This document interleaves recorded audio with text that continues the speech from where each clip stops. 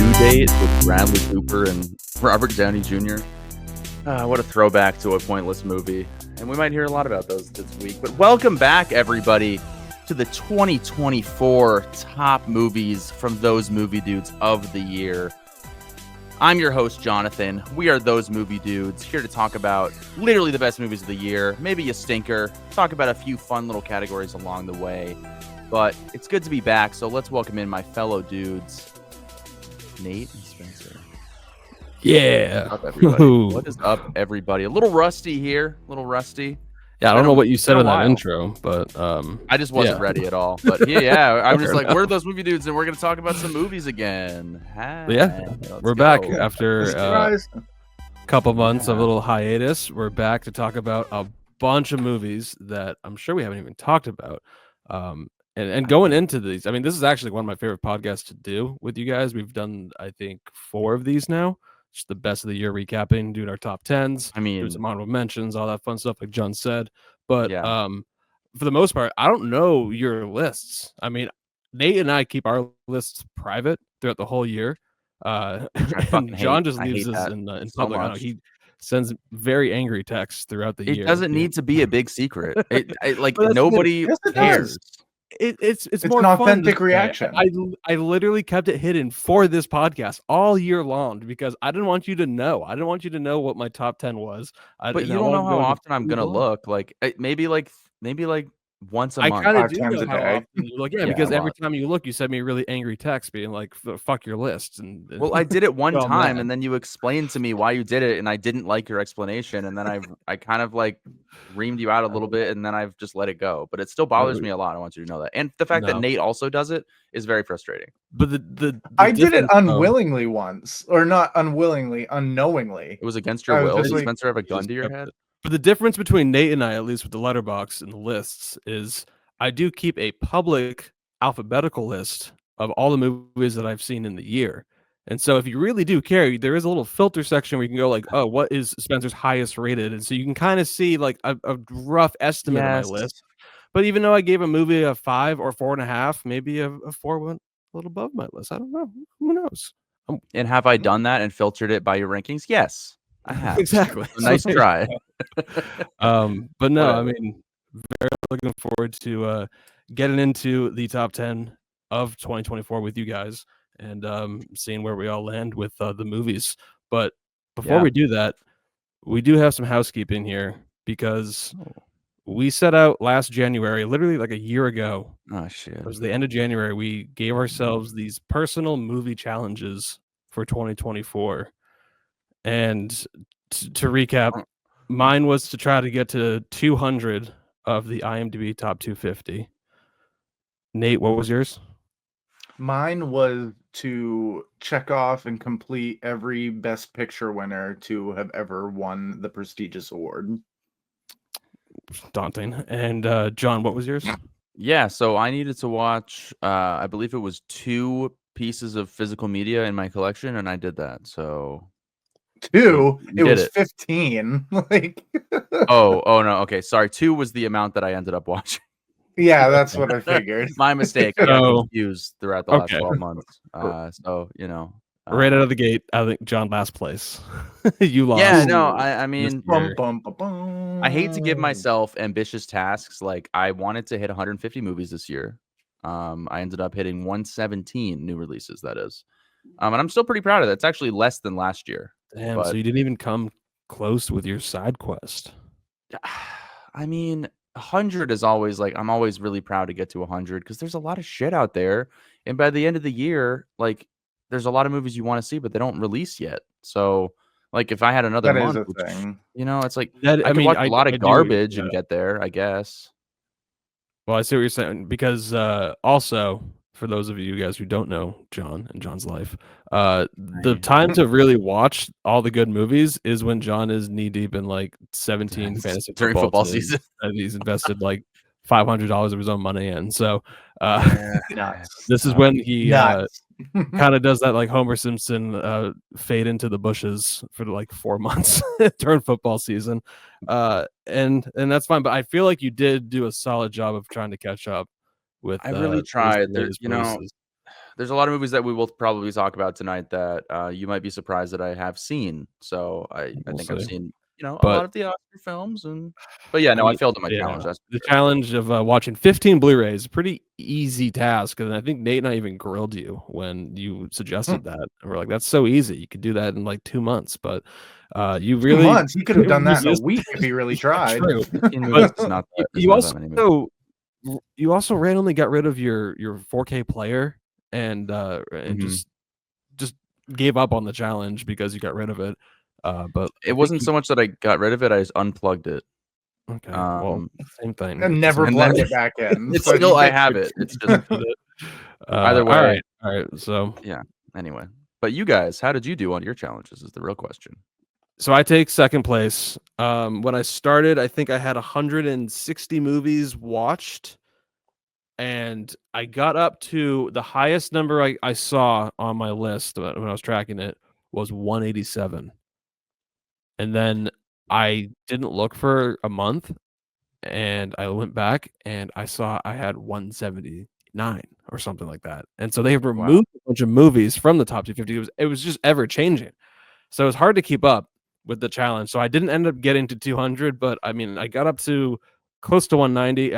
I do consider that a fail, but my side quest was to do 150 new release movies as well, and I hit 183. So that kind of became my main challenge. It kind of overtook Mhm. it when I kind of got discouraged with how many movies got removed from the top 250. But nevertheless, I mean, there is a handful of the top 100 movies I still need to see. A lot of foreign films, but it was an ambitious challenge to hit 200, and I didn't expect all those movies to get removed. But hitting 183 for 2024 movies, I do consider that a win. But Is that your top? Because That's a I know big win. you've been very high before. I know you've been close to that. I oh, don't know if it was the most amount of movies I've watched in one single year for new releases for sure. wow. 183. The highest behind that I think was like 140 something. And that was probably 2014. 'Cause I remember because I just compared No, to a it year was where we didn't have jobs and like we were fresh out of high school and had nothing else to do. You have a full-time job and you still found time. You have like a life, you know what I mean? Like you found time to watch 183 plus all the other movies you watched. well, with 100 Movie Pass, it helps going to the theaters a lot more, and also having good movies to go and see was really helpful. And also, yeah, I mean, finding a way to have movies be a way of just decompressing from a long day ends up working That's a out. good point. That's a So good point. I I found my happy place with movies at least in 2024. man. Yeah, I'm trying to watch as many. Which and we'll get into with the 2025 challenge, but I do want to get to Nate because Nate, how did you do on your challenge of watching every single Best Picture winner in history? So there were some times where I found myself in the corner of my room just shaking, just like, what is happening? Yeah. When it came down to the final home stretch, I think I had 8 or 9 to watch, and in total, that was, like, over 30 hours worth of movies left to watch, and so I was like, "Okay, I'm in for the long haul," but I am happy and proud to say I did it. I watched every single Best Picture winner, and it ended in the most perfect way. I watched the Lord of the Rings trilogy and ended with Return of the King. Wow. Um, Because that was your first and time if you got watch with those that was my movies. first time watch of it. How If you poetic. guys want to hear my thoughts on it, I'll go on Instagram or something, just let you know, because it's a very special moment in my life. Hell yeah, dude. I like to give myself a goal, and like Spencer knows, I was like worried. I'm like, I don't know if I'm gonna be able to do this. I've put everything else aside because this is what I need to accomplish. And thankfully this year it paid off. So 93 films have won Best Picture. I've seen them all. That's insane.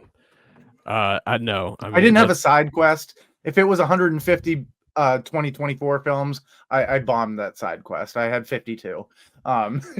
for those of you Hey that man, are so impressive able to pull considering up the what some visual people can do. on sorry, if those of you are able to pull up the visual on YouTube or Spotify, I do have his whole entire list of movies that he watched. I mean, he had seen a lot beforehand, but it Yeah, I still had had seen like 75% of them when I started the challenge, so it wasn't impossible, but it was just the fact that like the last 5 movies I watched totaled like 18 hours. And a lot of them are really movies, long. so A lot of them are like 3.5 hours, like these the older last ones I movies, watched, right? Return of the King, Dances with Wolves, Gandhi. Amadeus, Yeah, that's a long one. Gandhi. Yeah, Last Emperor. Is Lord of the Rings your last? It's not ranked. I will Oh, it's eventually not rank ranked. them. No, Oh. this is just when I watched them. So like Oh, okay. that was not- the not last one, ranked. and so on and so forth. But I started at, I think, Sound of Music might have been where I started, and then Yeah, just that's a crossed them lot all of. off. I'm all the sure way through. some of these aren't super accessible either. Like, you probably have to go out of your way to even find them. Well, a lot of them, thankfully, since they're pretty old, like the ones from the 30s and the 40s, Amazon has the rights to them, so it was just like a $2.99 rental here, $3.99 here or there. So it really wasn't that bad. Yeah. do you have a just favorite? put a little money into it, but it was worth it. Do you have a number one? I'm just curious if you could, off the top of your dome, if you have a favorite. All the Best Picture winners. Of all of them, Yeah. Maybe of an era. Maybe Return you of the say King like, is up there. yeah, okay. Return of, like I was always that guy, even though I'd never seen them. I was like, these movies can't be that good. Like, you don't just give Oscars to movies just for a franchise. I agree with it. It deserved every Oscar it got. Well, but there was some like Nate. Kramer versus Kramer I loved. Sound of Music is a near perfect movie. The Last Emperor hit pretty hard when I watched it. So there's a ton of hidden gems, and some stinkers, but they won Best Picture for a reason, so they were all worth it to watch. Well, Nate, I do got to say, congratulations, you won. And for those of you who are watching this or listening to this, pull up the visual right now because this is what he won. Here it is.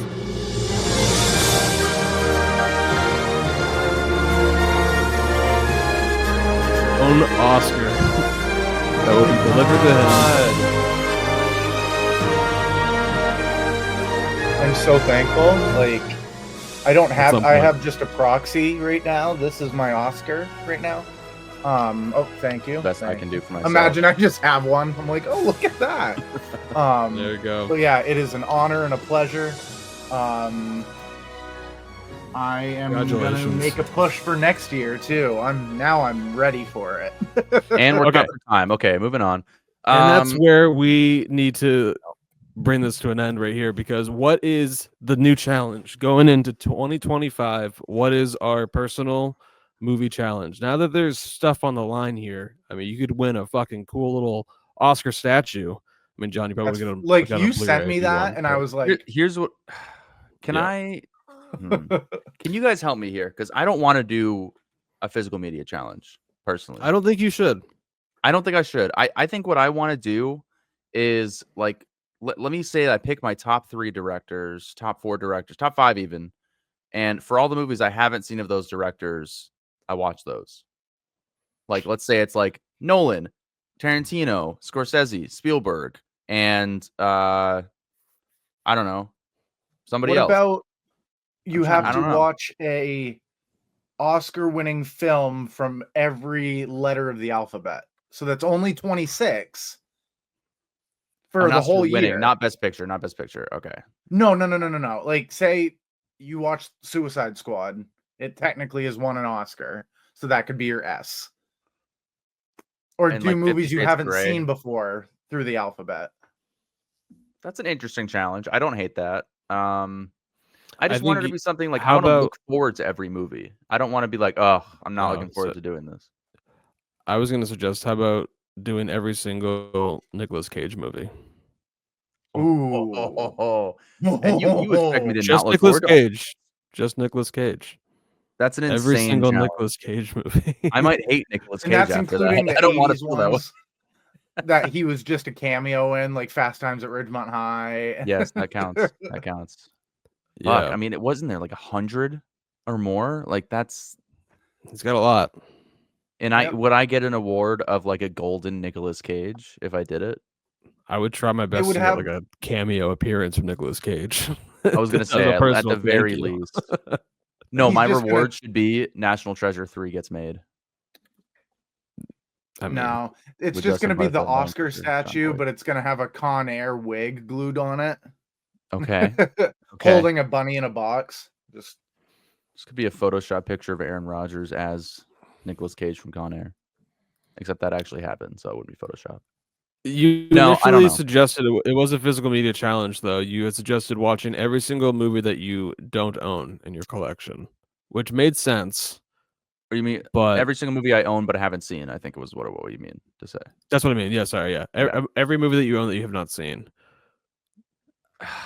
Yes, I like that or too. you could pick 2 directors and complete their filmography. Let's circle that's a back. doable one. Like, but the they're both director has to doable. have at It least can't be 10 Nolan movies. though, because you've seen like all of his movies besides like Following and like maybe like one other one. Yeah, So I think it's gotta be like David Lynch or something, or like Steven like Scorsese and Soderbergh Spielberg. or- Like ooh, Soderbergh's a good one. Soderbergh, yeah, I would like that. He's a wacky one. Like you'd have some great movies and then some bizarre ones. Every Ridley Scott movie. Every Mia Goth movie. All right, so John, how about you That's think not about many. 2 directors that you want to do? Nate, what is your 2025 challenge? So my 2025 challenge is to watch one film from 50 different countries. Wow. I'm curating a list right now, checking to see if movies are streaming, so I have a decent list started. But there's a lot of countries out there that have not produced movies before or have only produced a handful, so finding them streaming is quite difficult. But as the year goes on, I will continue to add until I hit the number 50. So I'm hoping to branch out into some more world cinema this year. Okay, fair enough. What about That's a you, good challenge. Ducky? That's an amazing challenge. My IMDb. challenge. No IMDb for this one. My challenge for 2025, my movie challenge, is to set a new personal record. I did that in 2024 because I watched in total 254 movies. 183 obviously were the 2024 movies. But for 2025, my goal is to watch 300 movies. Hell yeah. So That's that like is my all of them that is first my time goal. watches. No, doesn't have to be, but just to watch 300 movies. Okay. 300 movies. I'd like to say for reference, I watched 117 new release movies in 2024 and 123 movies total. So that shows you how I guess undiverse my portfolio is of film. Yeah. My side Yeah. quest is to also watch more movies, have a better ratio of not just new releases, but I will definitely still watch a lot. I need of to new do that as releases. well. I really Yeah. need to. Yep. So that's my goal. Side quest, yeah, 150. You know what? 25 movies. I don't think the director thing will be enough movies, so I'm gonna stick with the original one. It's gonna be every movie in my collection that I own that I haven't seen, and I'm sure there's got to be at least 20 and 30 movies. And that includes movies that randomly show up on your doorstep from Amazon. Okay. Oh, okay. Okay. Cool. Just wanted to establish that right. Send in box sets. Sure. I'm gonna be Start done and then walking another one these. keeps showing up. Get to the Igmar Bergman box set. Like, Oh, God, it's have like what is it, fun. the You have to Columbia watch- Pictures box set with like 100 Yeah. movies. I'm like, fuck Yeah. you guys. Make you work. All right. Damn cool. it. That's our challenge. If you guys are listening, come up with your own movie challenge in 2025 and let us know what that is. We would love to know and keep us motivated. All right, let's get into what this podcast is all about. The Holy best shit. movies This of is it. 2024. Let's start with some honorable mentions. We'll go 15 through 11 each. John, how about you go first? Oh my god. Let's put you in the hot seat. Okay. I didn't think we were going right into the honorable mentions. Here we go. So 15 through 11 that I can do. Okay. Number 15, one of the movies I was looking forward to the most throughout the year. When this movie was pitched, logline was released saying that it was going to be a buddy cop film, or like a buddy cop film between Deadpool and Wolverine. I was in, and it was everything I wanted it to be and more. So Deadpool and Wolverine. Number 14. Number 14 was a movie that came out of nowhere on Netflix. Had what's that name? Dylan something. Anyway, it's Caddo Lake. Caddo Dylan Lake. O'Brien? Dylan O'Brien. Yep. No, is that it? Yeah. I was thinking of Josh Duhamel. It's not the right person. It's not the same. But if you ever seen there's a German show on Netflix called Dark that there's a lot of like time travel and alternate universe type of stuff, and it was just a very, very fascinating, interesting movie that I had a lot of fun with. So, number 13. This movie should probably be higher on my list, but it's tough. A lot of good movies this year. Speaking of Nicolas Cage, it is Long Legs. Okay.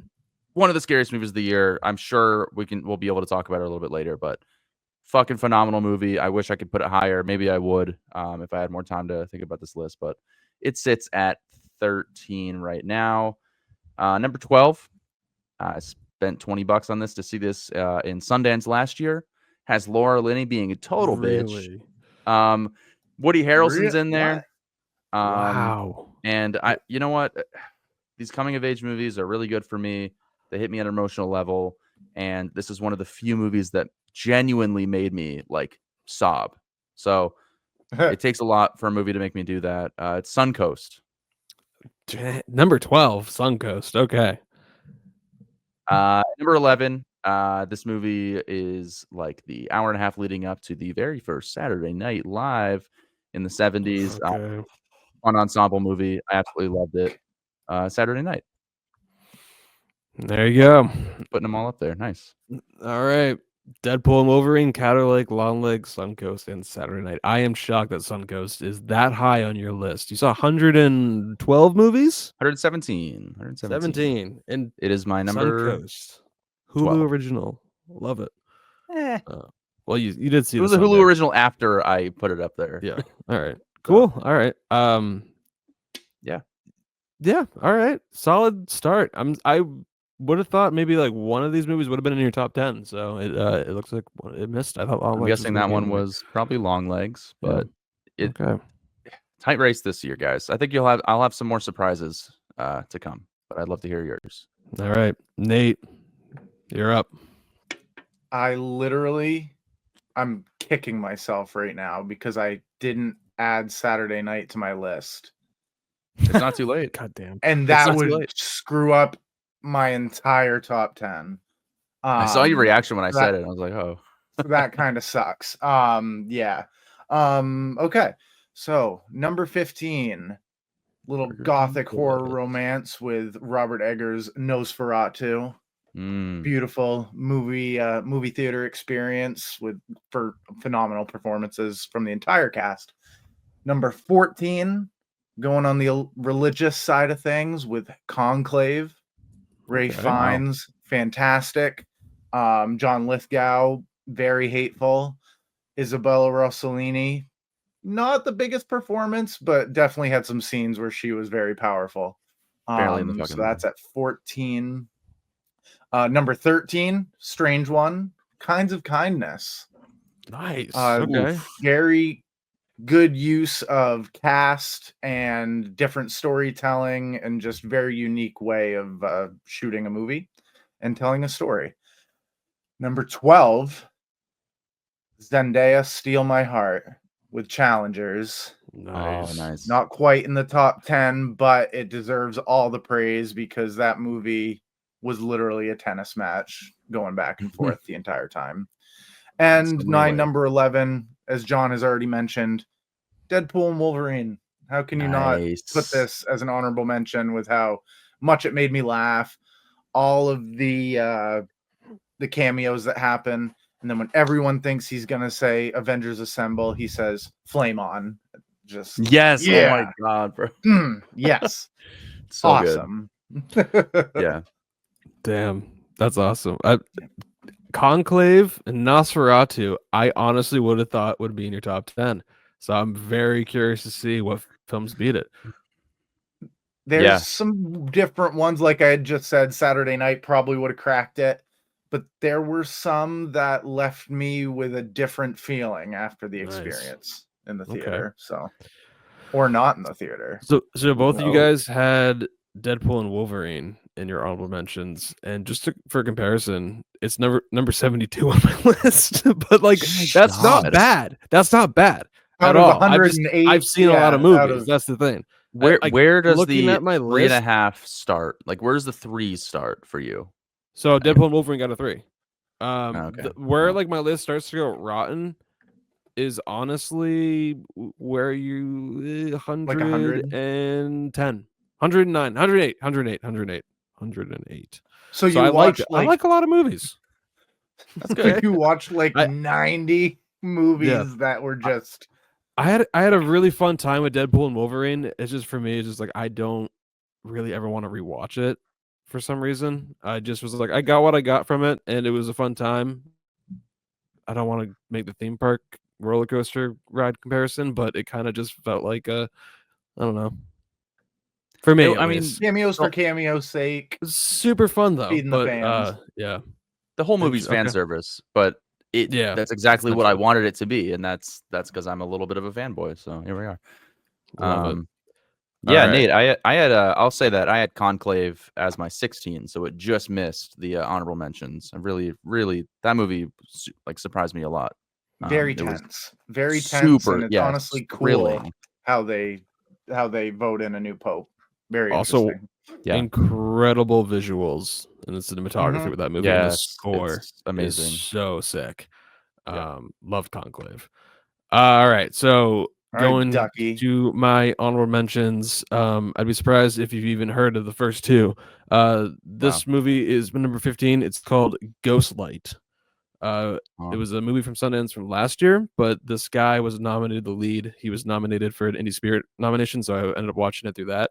And it's actually starring an actual family, and it's this guy who's kind of depressed, and he finds this whole kind of just purpose with performance art theater, like with Romeo and Juliet, and it mirrors his own kind of his life in a way. It's just a super beautiful movie that I did not expect to get like really emotional over. So it's Ghostlight's on AMC Plus. If you have it, watch it. Very good. Plus. Yeah, it's just an add-on that you can get. Okay. He's going out there. Yeah. Number 14 is another movie that I had no expectations for, but it blew me away. It's called Black Dog. It's a movie that's all in Mandarin, but it's basically about this guy who gets released from prison, and his job is to sweep the streets of this like deserted place in China to get ready for the Olympics, of all these stray dogs. And he's a lost soul, and he just kind of finds his connection with a stray dog that everyone is kind of afraid of, that he's very vicious, but these two find this bond. It is a beautiful movie. It's very well shot. Not a lot of dialogue, but just it wrecked me in the end. It's just a very good movie. If you have the chance to see it, my alley. I wonder if you have the chance to see it. You. Oh my god, you'll know. But it's I can done only in imagine such a beautiful way that I just did not expect. If you have the opportunity to see it, I don't know when it's going to be available to watch, but it's so good. Number 13, it's a French movie called The Count of Monte Cristo. It was the France's submission for the Best International. It didn't make it, but this movie, I had never seen an adaptation of The Count of Monte Cristo, so I didn't know what the story was, but it's been made like so many times in the past. I know it was the one with like Guy Pearce from like the 2000s, but this movie is epic. It's so awesome. It kind of reminded me of watching the first Pirates of the Caribbean for the first time. It has that kind of that magic to it with like the swords and like the ships and everything, and it's just a super fun movie. The score goes so hard. It's 3 hours, but it flew by. Also, maybe because I was on a plane when I watched it, but I was so immersed in the whole movie that I just fucking loved it. Thought it was really cool. Number 12, I matched Nate with Challengers. I absolutely love this movie. I own it on Blu-ray. It's fantastic. Like Nate said, the whole movie is a tennis match. It's just the editing, the camera work, the directing, the performances, all just aces. Such a great movie. The score, beautiful. Number 11, and Zendaya, RZ, great performance. Pissed didn't get any Oscar nominations, at least for score. Should have gotten that for Trent Reznor. That is a little surprising. That was a snub. But my number 11 just missed the top 10. But I love this movie. It's The Wild Robot. Wow. Okay. I was very late to it. I didn't see it in theaters, Holy but shit. I watched it on like a rainy Saturday night with Brooke, and just, oh my god, the migration scene. Yeah. Oh, Beautiful. fuck. Dude, And speaking actually, of score, oh my god. I used the score for a company video of like an end of the year montage, and it fucking blew the house down. It was sick. Huh. It was the migration score. It was great. I absolutely love the movie though. It's a beautiful movie.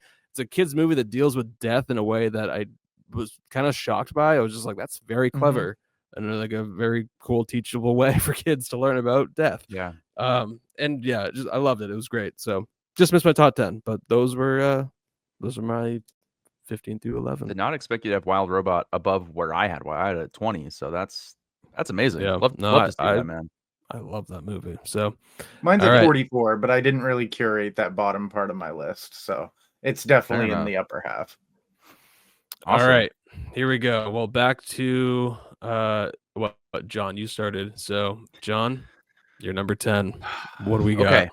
Number 10 out of 117 movies. We have mentioned this one already, but it is a gothic remake of a movie from 100 years ago. Lily Rose Depp. Is it Skarsgård, right? Bill Skarsgård. Bill Skarsgård, right? I always think The it's man. Peter or whatever. Yeah, this movie was fucking amazing. Spencer and I saw it in IMAX with Lucas. With Lucas, Shout out. big fan of the show. The big man, the Minecraft myth, guy. the legend. The man of myth. I almost deleted his Minecraft world the other day. Dude, don't even talk Yeah, about no, that. we don't need to talk about that. But anyways, yeah, this movie was visually fucking stunning. I mean, just absolutely beautiful to look at, especially in IMAX. I mean, there's some movies that deserve to be seen in IMAX, and there's some that don't. This deserves it. It's just so stunning to look at. An amazing performance. Just the story itself is just fascinating and eerie and in so many ways. And I was pretty blown away with this one. I really can't wait to watch it again at home. This is for me like an instant buy on 4K when it becomes available. It's just Robert Eggers, man. I mean, he's the type of guy that he just elicits conversation about his movies. Like they're all just so fascinating. He's one of those directors that was up and coming, and now it's like a Jordan Peele. Like you'll be there day one to go see whatever he makes. So, yeah. And I was Christmas Day. I love it. Day. This is Let's like a go watch Christmas it. of all things, a Christmas movie, Nosferatu. Like, yeah, absolutely. It takes place in the wintertime. It's very just cold and eerie, and I loved it. Nosferatu. Yeah, Hell there yeah. it is. Yeah, Booyah. absolutely. to Crazy see final it. scene. Crazy final scene in this movie, which could split some audiences, and it did from some conversations I had. But yeah, All right. that's it. Number 10. Love to see it. Okay, Nate, what do you got? Number 10. My number 10 might be polarizing for some people, but I'm going with the 2024 Palme d'Or winner, Mikey Madison's own Anora. Wow. Okay. When I first watched it, I gave it a 4, and I really want to rewatch it again, especially since Criterion just announced that it's going to be one of their newer releases. Right. Yeah. But she just gives a transcending performance where if you didn't know she wasn't from like New York, you would believe it, because she just goes into this full steam ahead and just rocks and controls this movie. It's got such a fast pace, crazy cinematography, great music, and the ending is honestly a very wholesome, sad, but wholesome way to end a movie like this in the story that they tell. So yeah, this movie deserves all the praise. It deserves all the awards. And like John said with Robert Eggers, I will go to any Sean Baker movie first day it comes out in theaters, because he's doing great things right now. Fuck yeah. I think it deserves a rewatch for me, because I didn't love the third act of the movie, and from people I've talked to, they're like, that was the best part. What do you mean? And I don't want to be that guy. So I want to check it out again. And God, what a poster! I want to frame that in my house. John, have you seen the Criterion release cover? No, but am I going to spend $40 the second I look at it? Well, wait for the sale Yep. for $20, but yes. Yeah. Or 25 if you get the Why 4K. is it like the opening shot of the Sure. movie? You can do Kinda. some Okay. Googling. All right. Cool. Nora, love to see it. My number 10 is a movie that actually surprised me when I was going to make this list. I'm like, wow, I did not expect this to be number 10, but I've seen it twice and it really blew me away. I fucking love this movie, and it's Rebel Ridge. What the fuck? This was a movie that I really didn't expect to like, or didn't really know about it that much, because it was gonna come out like a week before it came out. It was like, oh yeah, Jeremy Slater has new, or not Jeremy Slater. What's his name? Jeremy Saulnier, he's done Green Room and he's done Blue Ruin. Just randomly, he was like, Netflix is dropping his next movie called Rebel Ridge. Checked it out and loved it. It was on the edge of my seat throughout the entire movie. It's a star-making performance for Aaron Pierre. He is my vote for the next Bond. It's gonna happen. I refuse to see anybody else cast in that role. James Gunn has already seen it and cast him in as like Green Lantern. So, damn it. But I hope he gets Bond. But just such a tense movie. Doesn't even use a weapon like a gun throughout the whole movie. He's just so intimidating with his biceps. And very interesting plot that goes on too with the whole conspiracy with the cops. And I've actually watched it twice, and even on a rewatch, it's just as entertaining. Just flat out love this movie. It's on Netflix. If you have Netflix, definitely watch this movie. Really, really enjoyed it. So, Rebel Ridge. Yeah, I really like that movie too. It was super thrilling. I don't know about the Bond. Maybe I guess. He's Bond. Shut up. He's Bond. Okay, all right. He's Bond. Fine, fair Aaron enough. Taylor Johnson. Fuck off. All right. Yeah, That's my number pick. 10. Number 9. Number 9. A director whose movies I usually like. And this time it was a biopic about none other than Bob Dylan. Okay. Timothy Chalamet does it again. He really just can't miss. I think everything he's in, he's like, seemingly like in real life, I'd be like, I want to hate this guy. But whenever he's acting, whether it's on SNL in a movie, he's just fucking like so dedicated, and he's so good in every performance. I really love the music of Bob Dylan, and I love what this movie illustrates. It's just kind of like through the life story of Bob Dylan, up and coming as an artist and his love triangles and stuff, you see like the world in the 60s. And I just thought it was like, it really felt transported back into that time, a time that was just like kind of a scary time in the United States. So I really loved it. I thought the music was great. It introduced me to some songs I didn't know. And I really love this movie. It was great. Complete unknown. I didn't even say the name of the movie. Did you end up seeing it? I did not. When I went to the theaters, it was in there, but I was caught checking out some other things. Okay. But it's one that I definitely want to watch because some of Bob Dylan's music is just so good. Perfect. Oh my God. Like a Rolling Stone, and just all those movies or those songs are just classics. So I'll definitely check it out. I also Monica Barbero is also amazing in the movie. She plays Phoenix in Top Gun Maverick. She's like another singer, like a real like artist in this movie. I can't remember the name of the actual character, but yeah, she's up and coming. She's fantastic. And she got a surprise Oscar nomination for this movie as well. She wasn't I didn't know. Projected to get an Oscar nomination. Yep, and she snuck in. Got it. That's amazing. That's very deserving. She's great. I saw this movie. I did really enjoy it. I was glad that it didn't follow the kind of like the typical biopic just storyline. Like kind of like Walk the Line, his previous movie that he did with the biopic, Johnny Cash. This one was very much more just like a slice of life, which I appreciated. It was just kind of like 4 years into like basically like his like biggest run as far as his career. The only thing that kind of bothered me was Timothy Chalamet was good. I liked him, but at times I felt it was just him doing an impression. Just at times with his voice, but other than that, it was a polarizing people. It's hard to not see that. Like he is great though. The Elvis movies, yeah, I see what you're saying. There was times where I felt the voice was a little like SNL-ish, but I don't know. It was But he good, looks though. so much like him. It's Exactly. hard to He embodied the not see character Bond vibes, villain. especially when he had sunglasses on and everything. It was really just doing his thing. It was good though. I did enjoy it. Keep pumping out these musician biopics. I dig them. I do. Yeah. Okay, Nate, what do you got? Number 9. So my number 9 was a little unexpected even for me. And I just recently purchased this movie, so this kind of ushered it into my number 9 spot with a very, very unnerving performance from Hugh Grant. I went with Heretic. Wow. I sat in that theater and I was expecting one thing, got something completely different, and I was totally okay with that. Normally, if I see a trailer or whatnot, I kind of get led into how I think the movie's going to be.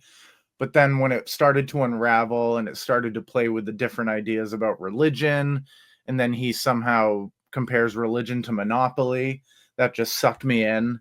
And then just these two leading young actresses. I know one of them is from Yellow Jackets. Yeah, Is that Sophie Thatcher. Amazon show? Yeah, where she's fantastic. And then the other girl I don't recognize, but she plays such an innocent, Chloe East. good,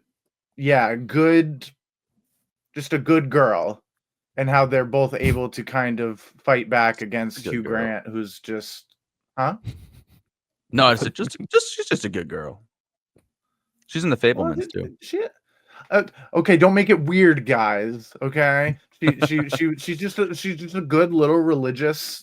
No, I know exactly what you're saying though. It's like goody two shoes, just wants to do good by the church, But they balanced each other out really well, where she was very devoted, while the other one, she's devoted, but she's also kind of aware of other things in the world and other religions and whatnot.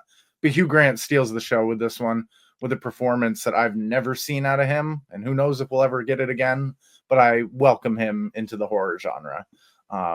And the A24 Blu-ray release is beautiful. Love it. Nice. Awesome. Heretic, I've seen 183 movies. Heretic is number 21. It's really high on my list. I really like this movie as well. I thought that the movie was gonna be kind of just jump scary and I don't know what it was gonna do, to be honest, but I loved how dialogue heavy it was, and it was smart dialogue too. It was really well done. The third act kind of bothered me a little bit and where it went, but other than that, Hugh Grant just was phenomenal in the movie. He got some awards recognition. He got a Golden Globe, got a SAG nomination and a BAFTA, I think. So he was kind of maybe the 6th or 7th slot for best actor at the Oscars. It almost happened for him. He's just so over the top, but you believe that he believes this stuff. And so when he's able to do that, it makes the movie that much more enjoyable. All right. I'm gonna keep my thoughts to myself because it's not the last time we'll talk about it. So you should have said something. We could have punted. That's okay. I don't know. I think it's a little too overcomplicated to punt. I'd rather just talk about it again. My number 9 is a movie that I think it's out in theaters at this point, and if it is playing near you, go and see it. I've seen it twice. It's incredible. It's called September 5. It basically takes place entirely in the control room of an ABC News studio that's stationed in Munich during the hostage crisis of the 1972 Olympic event that happened. It's a tragic event, crazy story, but the whole movie being told in the control room where they're basically having to decide what to do, where to put the cameras, the ethics of covering this event, and the technology at the time in the 70s. It's super well done. It's super intense as well. It's 95 minutes, so it's a quick watch, and the editing is just fantastic.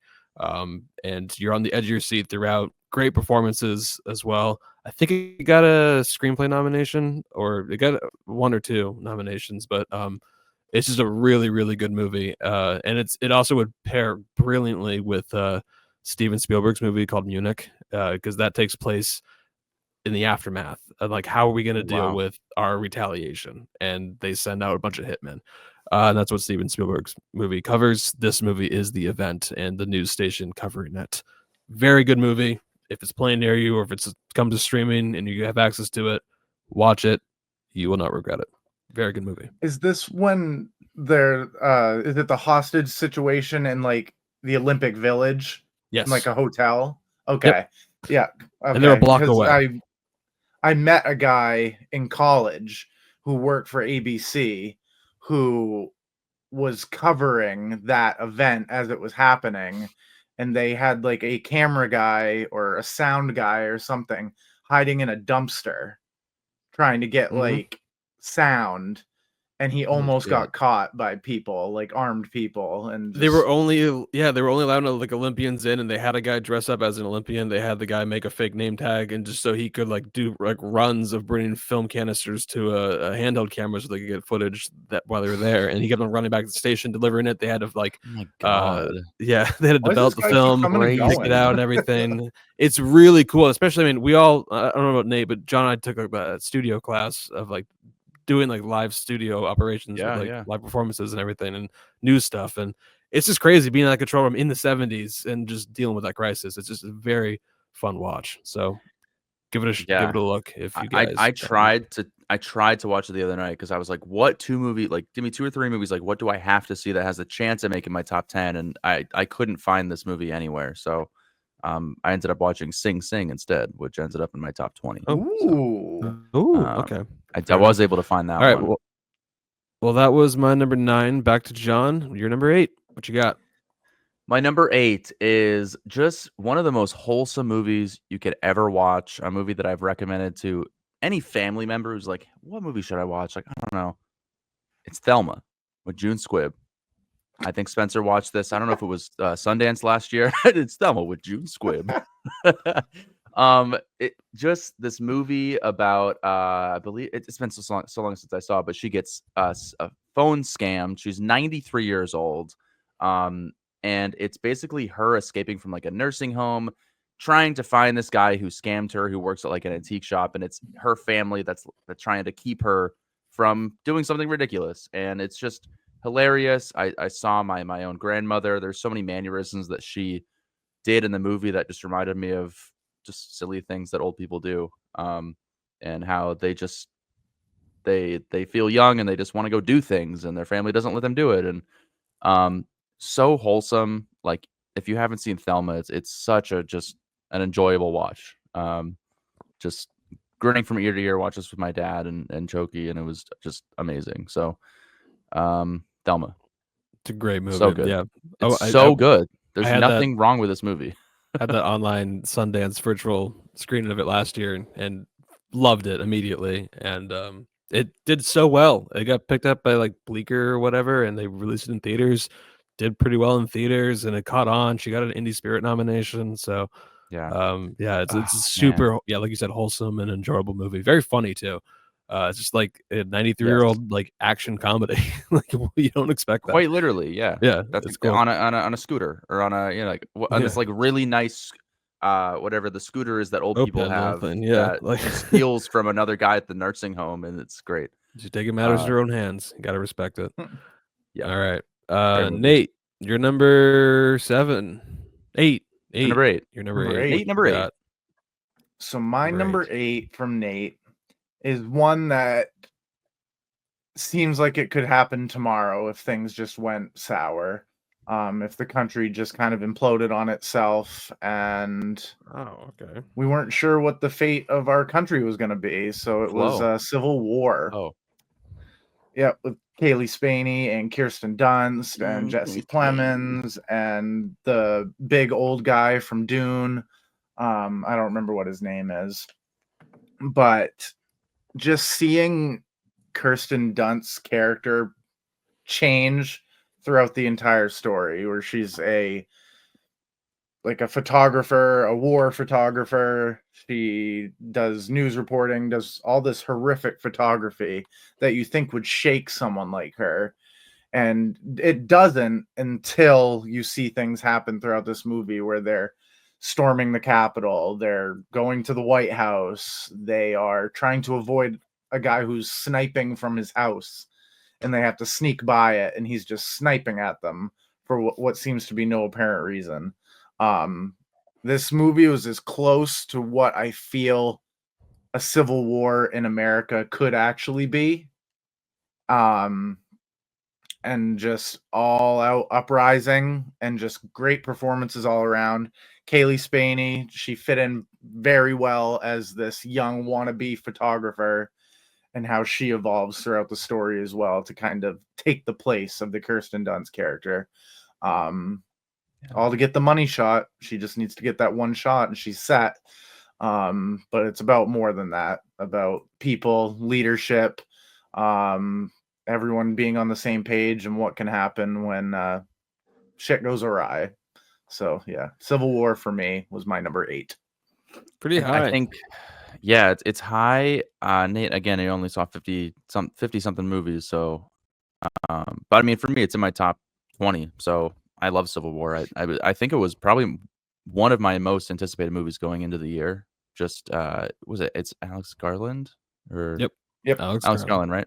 Wow, I know directors. I mean, yeah, Kaylee Spaney, Alex Garland just looked so fascinating. Like you said, Nate, like something that this is how I could see the U.S. going if it got to this point. Like it feels like real. The editing of this movie, like where they cut to the picture frames as they're taking the photos of these scenes happening in real time, like genuinely terrifying, but like relatable because being in the film industry, like you get the shot. Maybe not to this extent if it were me, but I could see it. You're willing to do some things to get the shot. So yeah, it was a really good movie. I think it'd be higher if I hadn't seen it, 8 months ago. And that's the thing with some of these movies is it's just like they came out so early in the year. Usually it's like later in the year all the good movies come out, but that one was relatively early, so it sat for a while, but it stayed. Spencer made a good point the other day. I'm like, dude, you know what? I feel like we don't have as much trash coming out in theaters, and it's because of streaming. Like we just get vast majority of movies in theaters are pretty good. And then leave the trash for streaming. Yeah, there you go. That seems to be the case. Yeah. All right. Yeah. My number 8 is The Brutalist. Adrian Brody goes God mode in this movie. Like you thought he was great in The Pianist. Whoa. Think again. He is on another level in this movie. Also, Guy Pearce delivering a performance you've never seen from him before. Just this like despicable snake of a human being. Felicity Jones in the second half of the movie comes in and just very much just sweeten things up and with her performance. It's just such a epic movie too, with just the scope of it, the scale, all shot on VistaVision film.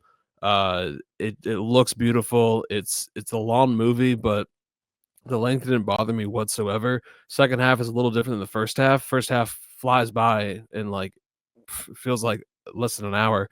Second half it gets a little darker and you're like, ooh, this is going to places I didn't expect. But I don't want to get too detailed into it. Just I really, really, you don't see movies like this anymore. Movies don't get made like this with this type of craft. And when it comes along, it's just I really do appreciate it. And I thought the story was fantastic. I read the script like 2 months before I actually saw the movie. So I knew what I was getting myself into, and it just delivered on every level. So, but it's not as high on my list as I thought it was going to be. But you have 7 other movies ahead of it that I like a little bit more. But it's just because the subject material is like, it's like I could probably watch this again, especially if it's like an IMAX. Yeah, I don't know. It's a very, very fucking good movie though. So I saw The Brutalist in IMAX, and I expected to like it a lot. I expected it to be top 10. For me, I have it right in front of Maxine. It's not really.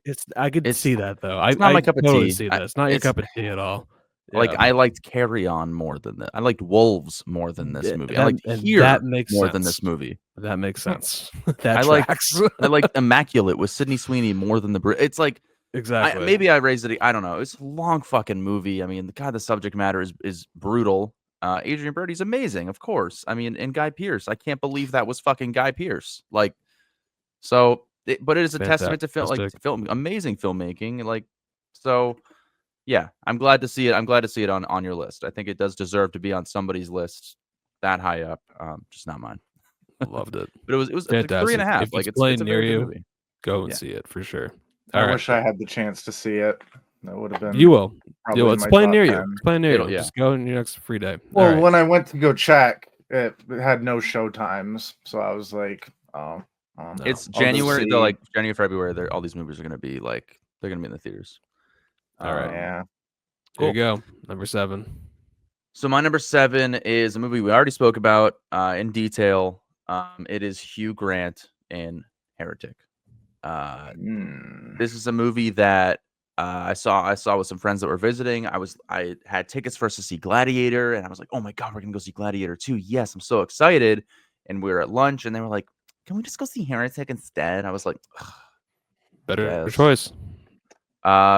Yeah, joke's on me because it was fucking amazing. The scene that Nate mentioned, if we get to our other like awards later on in the show, that scene is mentioned for me. It's one of the best scenes of the year. It's fascinating. I love the comparison between Monopoly and board games and religion. I don't need to get into the semantics of it, but I just thought this movie was absolutely fascinating. Hugh Grant was terrifying, and I love the dynamic between him, to the extreme, and this very naive religious tag team coming into this crazy booby trap of a house with so many secrets to reveal. It was just insane. So, and the poster says it all. I mean, he's just playing a game with them in the most terrifying way possible. It's pretty horrifying. You put honestly any actor 60 and up in those Jeffrey Dahmer glasses, and they're probably gonna be pretty freaky. Yeah, probably every day. Wow, Heretic making a solid appearance. Yeah, it's so fucking good, man. I can't wait to watch that movie again. All right, Nate, you're number 7. What you got? My number 7 is one that I was not expecting to make it, but when I watched it and my eyes got watery, and the score and the style of animation that I was watching, I was very happy to put Memoir of a Snail as my number 7, because this style of animation is so pleasing to the eye, and the stories that this guy tells are so heartbreaking, but also wholesome in a very relatable type of way. And you can do things with animation that you can't do in a real film with real actors and whatnot. But just a story about a girl being separated from her twin brother, and just the little minute details that Adam Elliott puts in to these characters and makes them feel like full-fledged people. And just the music, the quirkiness of this world that they're in, it feels like it's from a completely other planet.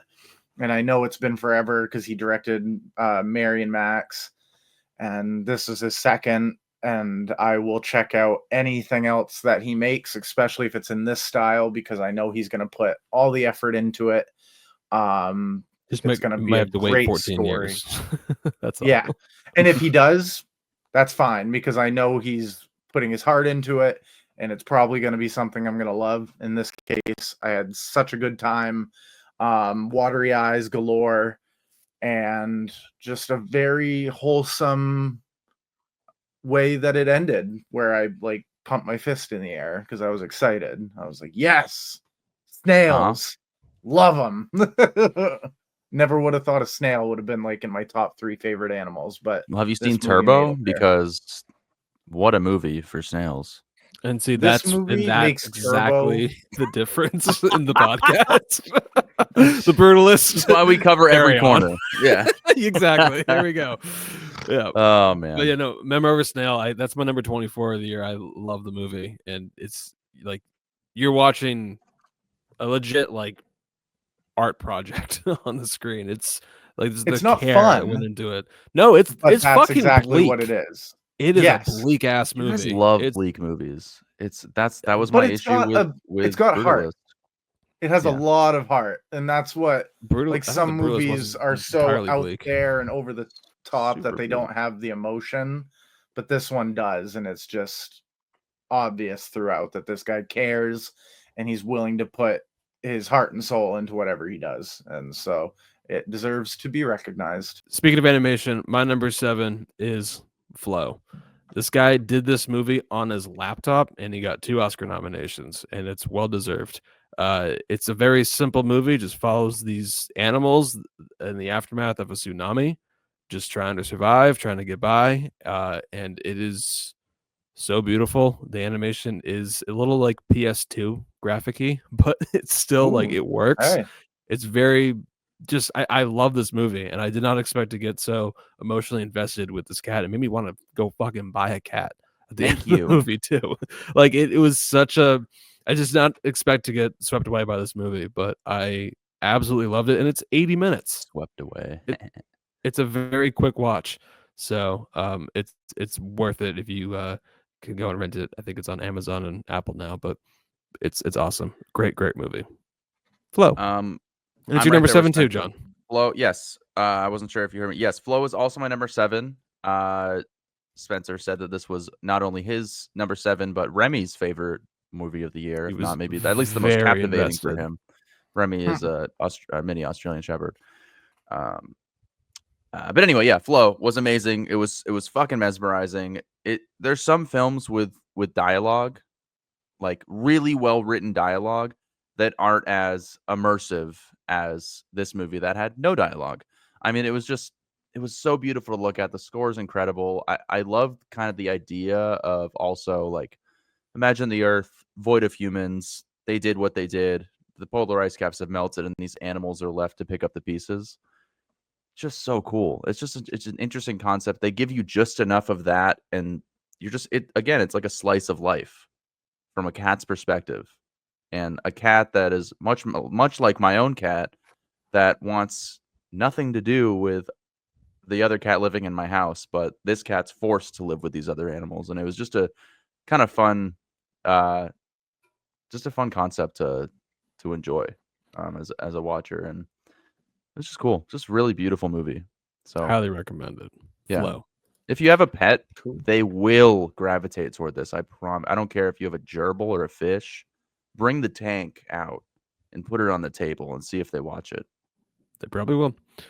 Yeah. Are we back to Nate for 6? John started the whole thing, so I don't know how he Okay, didn't do because he his wa- he- 7. So Oh, Flow I guess must it have been would your technically 6th. be me. Flow is 6 then. No. Oh, is it? Because you had Oh, Heretic. my at B. My B, 7. y'all. My B, y'all. Okay, so I you was already so went confused. okay. I'm like, how can Sorry, that be it here's my overlaps. seven? That's why I was like, okay. So Nate, what's your number 6? We'll go there. So my number 6 is probably you could say the grandest movie of the year, the biggest box office blockbuster thing. No, it's not what you're thinking. It's this one. It's Dune Part 2. This Oh. movie was just epic on the most epic of scales. Scores. When a movie starts with like just a black screen and subtitles of that weird like throat speaking type voice, it just sets the mood, and it just brings you into a whole nother world with a fantastic cast, and it's got some of the best CGI that you'd ever see in movies. If you didn't know what CGI was and you watched this movie, you'd be like, where did they get those 100-meter sandworms, and how did they get them to behave? And it just takes everything great from part 1 and just escalates it. It adds in a couple new people, new characters, and some very terrifying things, and some great combat. And I never would have thought that Arrakis would have felt like a real place. But when they're out in the desert and they're getting the blue eyes and they have to try and survive and fight back, and just having Timothée Chalamet kind of enter in as I forget what the name of the character is. It's like the Axelad or something like that. Just an awesome theater going experience. I'm very excited for Messiah. Yeah, this movie is just grand on the grandest scale. And if you just want to be transported to a whole nother world, this is like the new Star Wars of this generation. Just creates a whole universe that can't be beat. Can't be beat. Yeah, Denis Villeneuve, just fucking epic. They're really, really good movies, but for some reason, I cannot get them at the top of my list. I don't know what it is. That makes sense. I think maybe I don't have the mental capacity to handle Dune. I think that's the problem. I think I'm the problem. You're thinking about it too much, like way too much. Zendaya's great. 5 out of 5. Oh, she's phenomenal. Timothée Chalamet is great. Josh Brolin is awesome. Yeah, Dave Bautista. Austin Butler makes a little surprise appearance as that whole one scene of the was most terrifying really cool. characters. Pretty cool. All right, my number 6, talked about already, Nosferatu. A little higher on my list than John, but still in my top 10. Number 6, this movie is exactly what I wanted it to be. It lived up to the expectations and maybe even exceeded them a little bit. And it was so fun watching the original, just the first Nosferatu with Nate. We covered that on first time watching. You can go listen to that back in the archives. But watching that movie and then seeing this Robert Eggers adaptation of that movie, brilliant. Just, I love the nods to it. It was so fun to catch them. Lily Rose Depp is, I don't know how they didn't talk about Oscar nominations with Lily Rose Depp and Bill Skarsgård. Like in any other world, Bill Skarsgård would win Best Supporting Actor. He was just on another level. He was just so good. Shares a lot of makeup and prosthetics, but he was, you wouldn't know that it was him. He still performed. Like he still did it to the highest level. Dude, at the very least, we're getting some horror movies. And everything. At least at the very least, we're getting these horror movies recognized. Like a change is happening. I think we're one step away from that. It got like 4 or 5 technical nominations, which is great. I think it got like cinematography, which well deserved. I mean, there are some visuals that I wish I could just frame on my wall, like blow up as a painting. It just looks beautiful. Probably can, yeah. Printers maybe I will. In frames. Maybe get Lucas to draw a frame and just commission. That'd be sweet. That'd be sick. And also, you can buy a Nosferatu life-size cutout on the NBC store for $42, and I'm very tempted to do that. That's horrifying. I want it. I'll put it next to my John Cena cutout. Yeah, I'll put it next to my Lily Rose Depp and Sally Field from 80 for Brady cutout. I just love Robert Eggers' approach to filmmaking, just his craft, the authenticity to it. It's just so, it's such a treat to be able to go and see one of his movies in theaters, and I will do that for every movie he does, even though I'm not psyched about his next 2 movies, but whatever, I will still go and see them. But it is what it is. All right. That was my number 6. Now to the top 5. Back to John. What do we got? Oh boy. Number 5. Top 5. This is a movie that recency bias is not a problem, because this movie has stayed in my top 5 pretty much the entire year. I just was really blown away. It's one of the first times that a movie of this genre I've ever looked at it as being just so good. And it's Late Night with the Devil with David Dastmalchian. I just thought that the found footage of this for this particular film worked so well. Just the idea of like, okay, this is like a lost tape, and that you put it in and you see this crazy scenario go down on live television. This guy trying to get his ratings up so he can stay on TV, and he's like, all right, let's bring in a fucking exorcist. And he does it, and it's just so fucking cool. I've recommended this movie to everybody over the last 8 or 9 months, and I've heard nothing but praise. It's just such a fascinating movie. I need to rewatch it again. But when you watch it, it feels like it's happening. It feels like you threw on a late night television show and all of these events take place. It's just very cool. Yeah. It is really unique and creative. I will say that. I liked it a lot. I give it a 4 out of 5. So I really enjoyed it. And David Dastmalchian is So He's good. literally just in the lead imagine like if role. this happened. Jimmy Fallon is like, fuck, Kimmel's taking all my ratings. Actually, it would probably be the other way around. But Kimmel and gets an exorcist, and somebody like 2 people die on set. It's like that's Yeah. crazy. And Nate, you saw this in theaters? I did see this in theaters. Didn't like it as much as I thought I was going to. I was hoping it would be a little scarier. And there we're was adults. a title card that pops up towards the end of the movie that kind of sucked me out of the reality that it was showing. It like pops up with like looks like glitter in a different font that says, "Oh, it has now entered into your world." And I'm like, Was no, this it didn't. worse than the shot in the Green Mile with Tom Hanks and the framing's a little bit off, and that made you I don't give even it a want to 4.5 talk out of about 5? that because I could do a whole podcast episode Yeah, just talking about how that shot Let's not get into that. sucks. But no, it's still a good movie, and I'm glad that they're making movies like this, keeping it very original and very much like Ghost Watch or something, where it's supposedly reenacting something that happened. Yeah. It was cool. Very original for sure. fun That's the best movie. way to put it. It's like you won't see a movie like this. All most of the right, time, Nate. ever. Well, sticking Until with the you, next one. what's your number 5?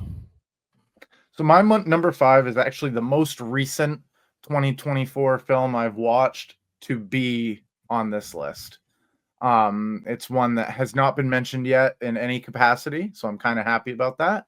But it's also a coming of age movie called Dee Dee. Oh. And Wow. Sundance movie from last year. Oh very boy. just down to earth, realistic telling of a Chinese American kid that is just trying to grow up. It's the summer going into his freshman year of high school. The way it looks like it would be the mid to late 2000s, which is when we would have been making that same transition. 2008. And just he goes out with friends and it's awkward, and there's a girl he likes and they do the same little games, and how he feels about his mom and his sister and the way they fight and make up and the relationships throughout, and grow up a little bit. He's learning how to love.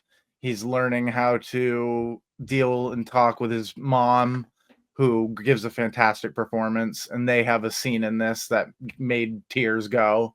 It felt like I experienced that. Just in the summer, hanging out with your friends. You both might like the same girl, so you go on AIM and you chat, and I recognized all the notification sounds of if someone left, the door would close, and just all stuff like that. I remember sitting in my dad's house on the computer with my AOL popped up and MySpace, and just, oh, who's in my top 5 friends? Am I in anyone's top 5 friends? And just very relatable. It sent me back to a time that I kind of forgot about. No, exactly. And that's actually why I really like this movie too, is because it put me back into 2008, and it at times really made me uncomfortable and it made me cringe really hard.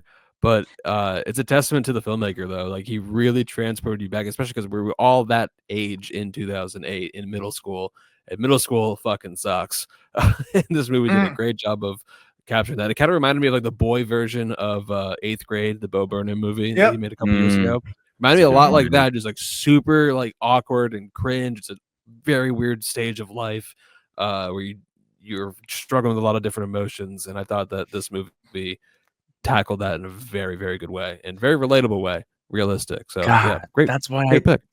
Oh, you guys are so right, because that's every reason why I didn't like it, because I'm just like, I don't want to feel like enough. this. Like but like you're right though. That is a testament to the filmmaker, because like this time in your life, I don't want to think about that time. It's like you're developing into it. You don't know who you are. Like there were so many, like it reminded me of so many awkward moments of my 8th grade experience. Like that's just, especially in this digital age, it's like, oh, it made me cringe like so many times. But again, I that's why I love coming of age, but not this time in your life. Like give me like 5 years later, when you're not such a fucking weirdo, you know? I don't know. Sitting in Yeah, a fair room enough. with the girl you like, and they're just on the computer, and you're just sitting on the bed, like, Yeah, like I'm I'm sorry, only I here wasn't because that I much of like a this fucking person. nerd. Like I was pretty cool. I just want to put that out there. I Yeah, was like pretty I cool. want to was never ask that them weird. out, but I'm still in 8th grade. I don't know how to do that. And then, do you There's- guys remember the nervous game? Are you nervous And nobody now? wanted to put out then either. Like, what the fuck? Oh It's man, okay. I'm just like, I am not nervous at all. Like, what the hell? Like, come on. We're gonna Do go whatever and you watch the want. library. And you don't even want to like hug. Nope. DD. But yeah, Great. Let's just move Great on. pick. but from a different perspective, from someone that's Oh shit. a Chinese American kid from that family, also trying to fit in with those stereotypes. So it just we were there once. We were, all three of us were there at one point. Oh, Yep. We're all We all had Katy 12-year-old Perry Chinese on Americans. our iPad Nano. Right? That's how I feel. I still feel like that to this day. What? Anyways. All right. Okay, number My 5. number 5. It's a movie that has stayed in my top 10 for an entire year. Saw it a year ago and fell in love with it. Rewatched it in December. Loved it even more. It's a real pain. Written and directed by Jesse Eisenberg, starring himself and Kieran Culkin. Kieran Culkin, since I saw the movie, shout out Lucas again. He came over and watched it last year. When that movie ended, we both were like, we didn't expect much, but we're just like, that was really fucking good. And we're like, I think Kieran Culkin might get a Best Supporting Actor nomination. The script might actually get a nomination too. This is the 2 nominations it got. Called it in January. It happened. I'm not And surprised. it's just, it's such a great movie. I loved Kieran Culkin's character in the movie. He's such an oddball weirdo, and he is basically playing himself in the movie. It seems like from all the interviews you hear for receive from him. But that type of character, though, like everyone kind of knows someone like that in their lives, and you do kind of need people like that too. Like they're a little annoying, they're a little abrasive, but like they have no right. fear. They're confident. But I also thought Jesse Eisenberg's script was really well done. There's so many lines that cracked me up. Like there's one where they're walking as a group, and one lady's walking by herself, and they're talking like, "Oh, like why is like she's walking by herself? Maybe we should go talk to her." And he's like, "No, I'm not gonna go talk to her. She wants to be by herself." And he immediately just runs up to him, "Hey, why are you walking by yourself? You fucking weirdo!" Like it's just so fucking great. And it's a super like raw and honest movie too. Just these 2 cousins coming together, polar opposite people, and coming together on this trip, and you slowly kind of reveal or learn more about where they're coming from, and it's just a really well done movie. And yeah, I loved it ever since I first saw it, and it held up. So There's nothing painful about watching this movie because you've all seen it. Yeah, I've seen it. Yep. You've seen it. Okay. I liked it. I didn't love it. I think it's No like Bumblebee, a testament so. to there's no Haley Steinfeld wasn't in it. Or Wolves, or whatever the fuck that movie was. Yeah, it didn't have Brad Pitt or George Clooney. Like, what the fuck? No, it was good. Like, I totally see why this movie, you know, stood the test of time for you over the course of 2024. But it kind of similar to Didi. There's so many awkward moments where I'm like, I don't know. But it's supposed to make you feel like that. So again, testament to the filmmaking. It felt very real. It felt like Jesse Eisenberg put himself into a movie, and he literally was in the movie, but like his entire personality and his just honed in on that. There's so many scenes that were just exactly how I can imagine Jesse Eisenberg acting in real life. Like the scene when they put rocks on their grandmother's doorstep, and those guys are like, you know, you can't like do that. Yeah, like they're gonna stub your toe. she's gonna like. There's a lady. There's an old lady that lives there. She's She's like gonna a hazard. fall. You can't like do that. Sorry. Okay, yeah. It was just a testament to her. And Like, yeah, like, and yeah, feeling too guilty to ride in first class. Just everything, Yeah, I don't know, no, just great stuff. like real All right. life scenarios that would make you. It felt very real. So That's a real good pain. movie. Number 5, and back to John. We're on you already. What's your number 4? All right, and the coming of age movies start to surface. It is the Amazon Prime original film where, and shout out to Aubrey Plaza, going through some tough times right now, but it's My Old Ass with Aubrey Plaza, Maisie Stella playing the younger version of Aubrey Plaza. It answers the question that we've all had. If you could talk to your older self, ask them some questions, see if you should do things differently, what would happen? And that's exactly what this movie is. It's hilarious. Maisie Stella plays the younger version. She's 18, goes on an acid trip or mushroom trip, and has the ability to talk to her 30-something-year-old self, and see where things went wrong. And it's just a really beautiful story. Like, honestly, it's just the connection that the two have with each other, who end up being the same person, evidently, is just really, really cool. And I think it kind of went the way that you would think too. It's like, would you really listen to your older self if they were like, "Don't do that, you fucking idiot"? Like, you'd probably rebel against that person, you know? So it was just a really fun movie. Very, very sad and like depressing at times too. And insanely relatable. So it's in my top 4. I loved it. My old ass. The scene where she's talking to her mom and Oh my god. Yeah. she literally like crawls into her mom's arms. It's like, I've had that conversation with parents before, like being scared to leave and then just wanting to hold them and be like, I don't want this to end. That it hit a nerve. And I saw this in theaters, not expecting anything. I was just like, it's just some movie. Aubrey Plaza's in it. I get that stereotype in my head. It's going to be just kind of goofy. But it hit a nerve at a point that was like, we've all had conversations with parents like this where we're just unsure of who we are and how they see us. And it builds those relationships that much more because you're able to be honest and open with them. Also, for me, it's like there's like Aubrey Plaza. She says it multiple times in the movie. It's like you like appreciate your family and stuff. It's like Spencer was there for some terrible moments where I just like, you know what I'm talking about, where it's like, I wish I could tell myself, like, you're a fucking asshole. What are you doing? Like, just, just moments like that. Like, appreciate your parents and family. Like, they literally just want the best for you. It's like messages like that in this movie were just really, really stuck with me. So I also really enjoyed this movie. It's my number 22. that's high. Very high for Yeah. I really enjoyed this movie a lot. But also I want to shout out, just a testament, 3 Sundance movies in a row. Dee Dee, My Old Ass, and A Real Pain. Just a How about testament to just Sundance. Independent Support filmmaking. Sundance. As of right now, you can get some online tickets, and maybe these movies will be in the top 10 next year. Who knows? Rachel Sonnet, Bunny Lover. I'm gonna watch it after this podcast. Okay. All right. My Old Ass. number 4. Right. Nate, what is your number 4? So my number 4 has actually been talked about in decent length already. Kieran Culkin. I would like to see him win an Oscar. A Real Pain. Nice. It was a breezy hour and 30 minutes of just fun story. Well, not fun storytelling, but it had the comedy aspects to it. But then it also had the real heartbreaking dinner scene where he lets in the entire group know like what happened, why he feels this way. And what sold me on this movie when I was watching it, you kind of mentioned it, was, don't you guys feel that it's like awful that we're in first class and we're here as Jewish people and we're dealing with this? But then they sneak onto the train and they get to first class and they're like, dude, this is first class. And Kieran Culkin's like, yeah, but we earned it. Like, dude, we missed our stop. Yeah, but you were sleeping so peacefully. I didn't want to wake you up. Like, that was I would be so mad at somebody if they did that. I'd be like, I wouldn't. I'd be like, oh, you let me sleep? Well, you were so adorable. What? The scene that also really fucking cracks me up is when he remember when he lays into the tour guide about like just talking too much at the memorial gravestones.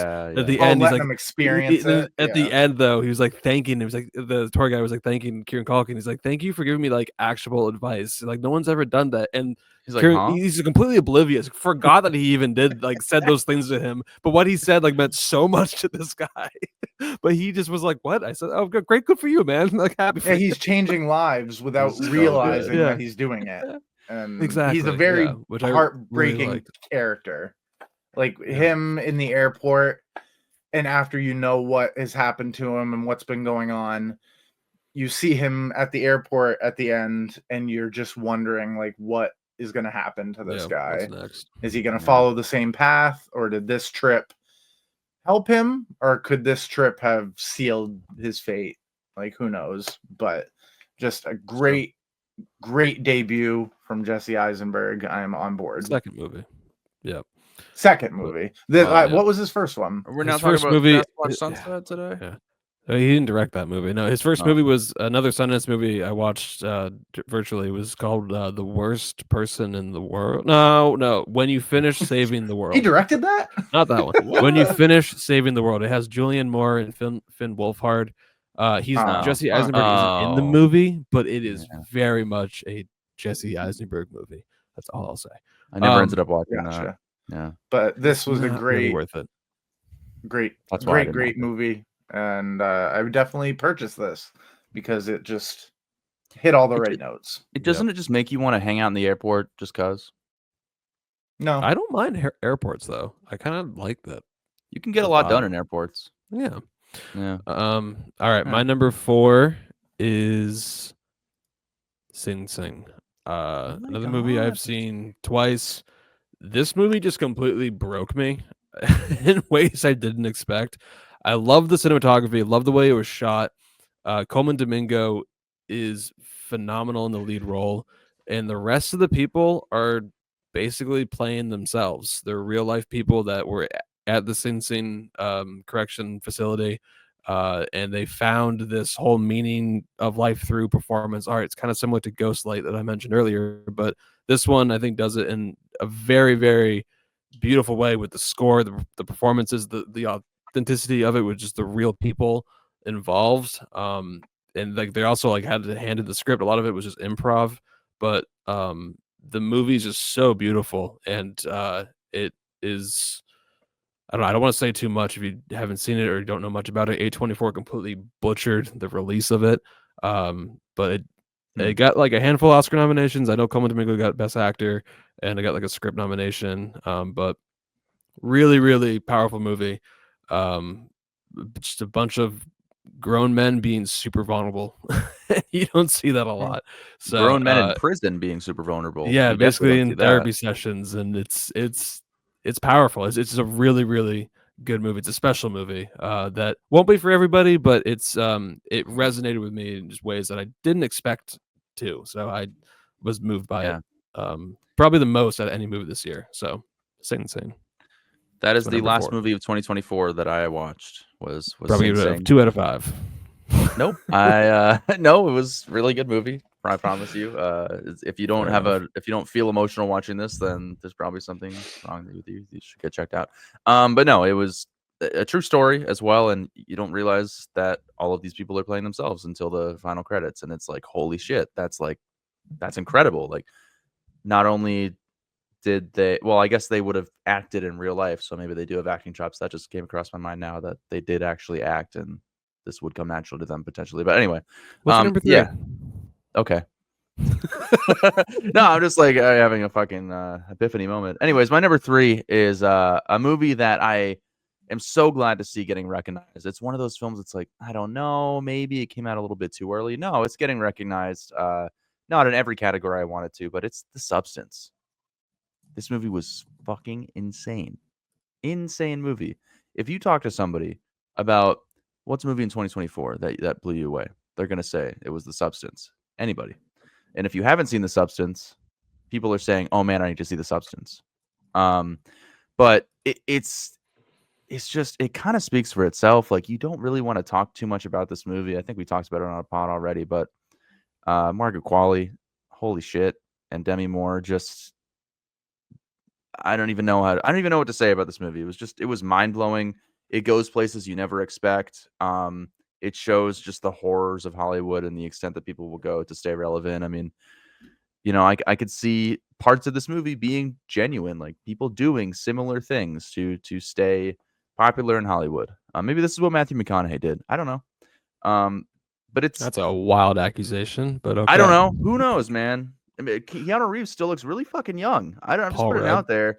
Watch The Substance, bro. This movie was amazing, fascinating, disgusting, horrifying. I hate body horror. I love this movie. It's in my top 3.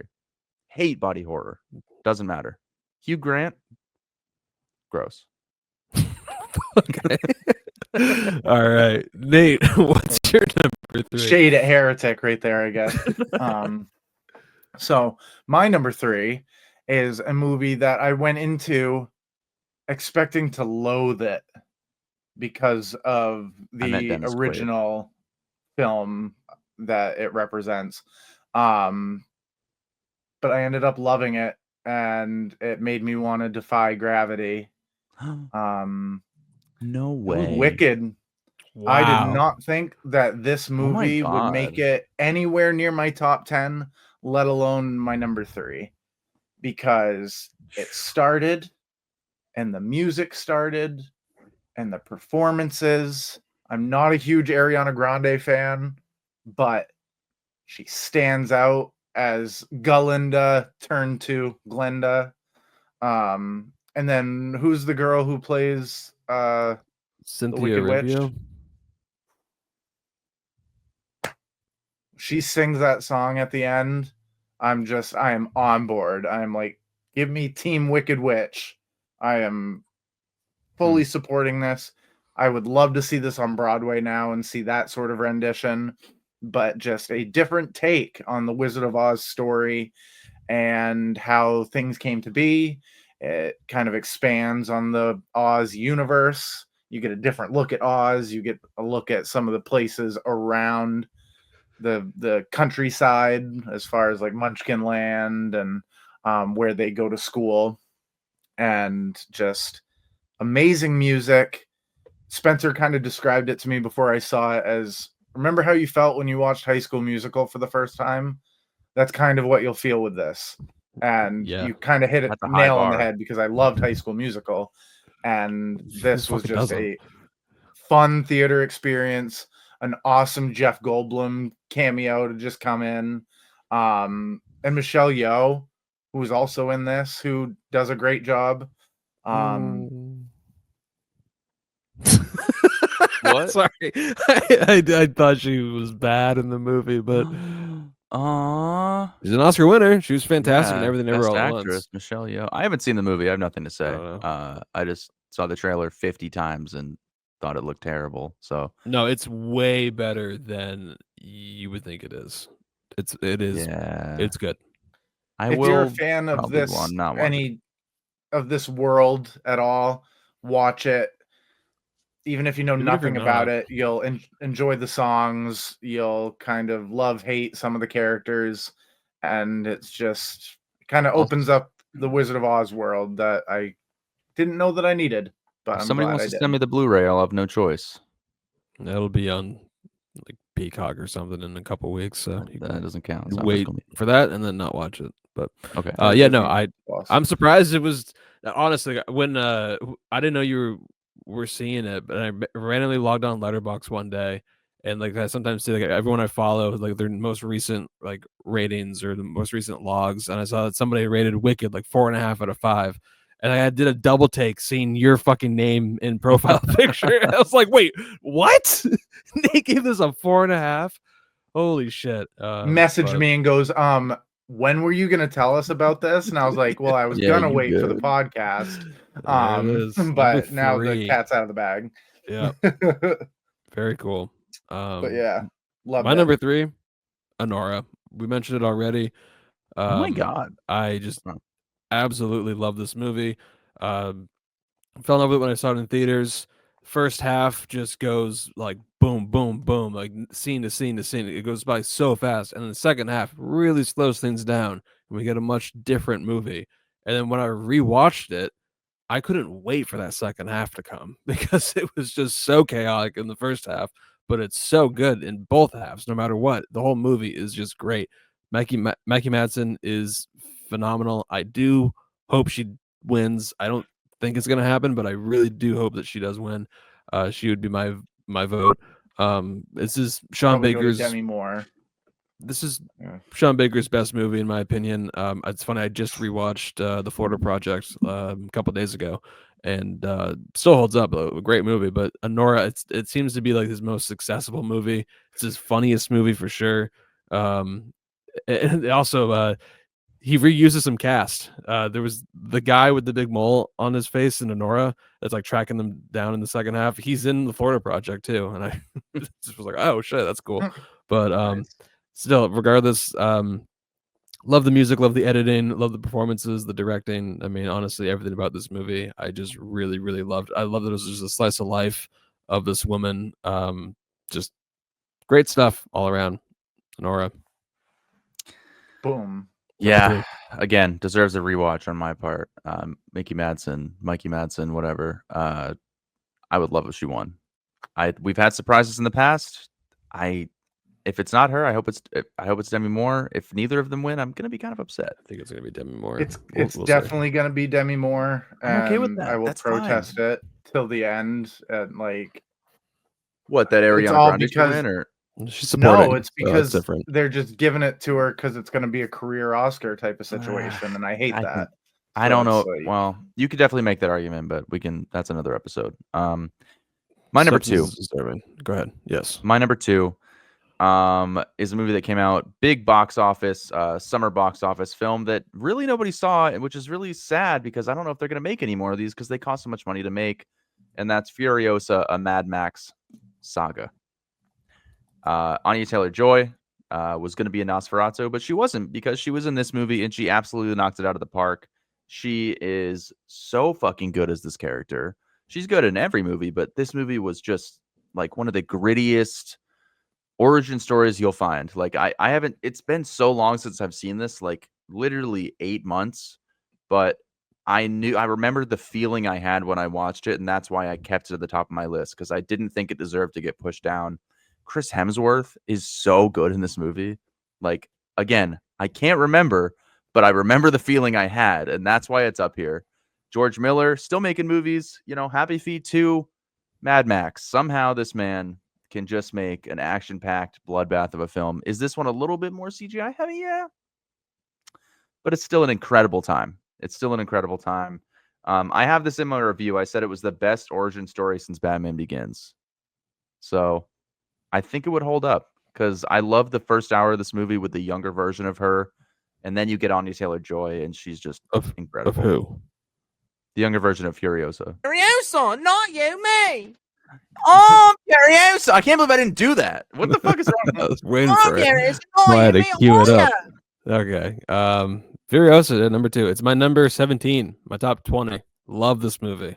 Saw it in IMAX, and yeah, no, sitting in that theater and watching this movie, it just you knew you were watching something special. Just George Miller, man, he's crazy. It's my Dune. madman. Say it. There you go. Sure, I like All this right. a lot more than Dune, personally. There you go. It feels more. It feels grounded. That's why it's like Wasteland of Earth. I don't know. Yeah, Nate, I do apologize because I'm about to skip over you, but it's only relevant because my number 2 is Dune Part 2. Fair enough. Dune Part 2, I like it more than Furiosa, only because Dune Part 1 was so fucking good. And Dune Part 2, like Nate said, just elevated it, brought it to a whole other level. I just love where the story went. I love that this is really just like an origin story of a fucking supervillain. Like, whoa, okay. That's cool.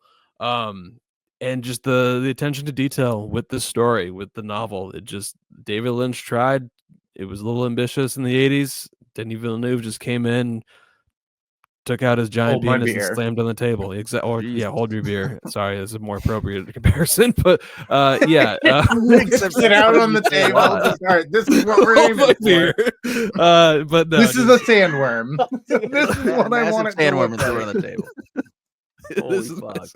This is my replica of a sandworm. Denis, can you please pull your pants up? Oh, sorry. Yeah, sorry, I forgot. Exactly.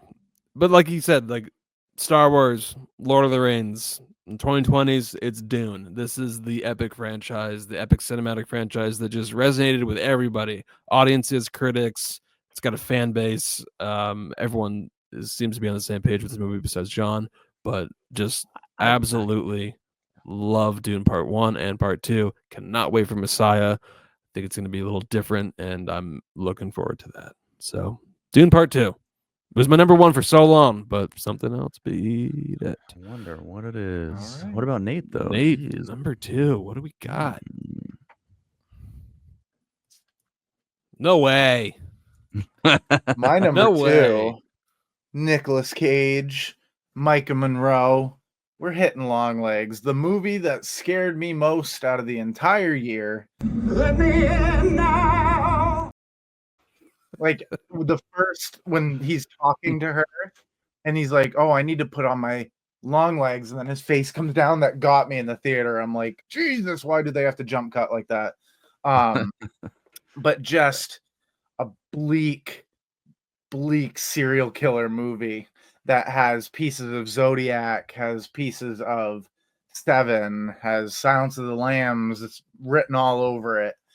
And just Nicolas Cage, man, when you just take the leash off and just let him run in the backyard, he makes gold. Some dogs make poop, he makes gold. But just one of those Micah Monroe, like you see her in interviews, she's nothing like this. She's nothing like this Lee Harker character at all. But she just elevates to a point where you're like, is she on the spectrum? Is she not? Does she have some sort of sixth sense that she's able to sense these things? And then just seeing the whole story unravel with her needing to decode messages, figuring out that everything happens on either the 13th or the 14th of every month, and how it's tied to her as a child. Just all of it together just blew me away. I bought the Blu-ray immediately when it was released. I haven't rewatched it yet, but just remembering sitting in that theater and just having chills, and then it ends and you're unsure of what is happening. I loved it. This is what I wanted from a horror movie this year, and to me it was the best one by far. All right. Very Well, original nice. Horror.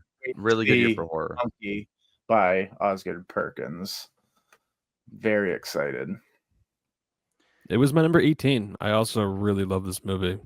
Very, very fun Let to go me see this on a in rainy now. summer night in a sold-out screening, sitting with a bunch of strangers watching a very demonic and satanic film.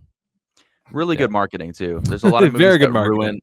ruin their the whole thrill of the movie with their marketing. In this movie, the posters were perfect. Like it Take didn't notes, reveal studios. anything. Yeah, if you have a good horror movie and you don't want to fucking ruin it, do what these guys did. I really didn't even know you didn't even know what Nicolas Cage looked like going into this movie until A you lot of saw people it. didn't know that he was in it. Yeah, that's like we would know, but any other person like, oh damn, what's this horror movie? I have no idea. Holy shit, Nicolas Cage. People also watch the whole movie and be like, "Wait, that was Nicolas Cage?" Until the credits. Yeah. I mean, Yeah, it's like yeah. a Bill Skarsgård level. Same of, with Guy Pearce, Chameleon. the Brutalist. Anyway, All right, so your favorite movie of the year. it should come as no surprise that a family drama, a somewhat coming of age movie to a certain extent, and something that was very sad and emotional makes the top of my list again. It's the Florence Pugh, Andrew Garfield, We Live in a Time. Not a time travel movie. We live in time. To my dad's surprise. Oh. Okay, I always say it's We Live in a Time. We Live in Time.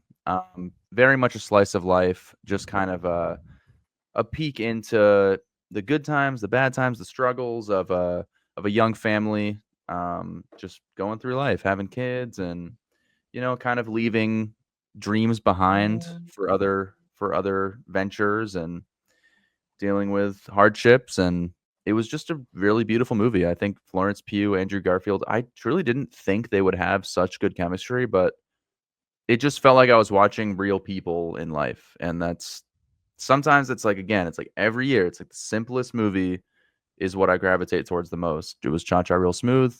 It was Coda. We Live in Time was that one for me. It's just, it deserves a rewatch. I don't think a lot of people have seen it.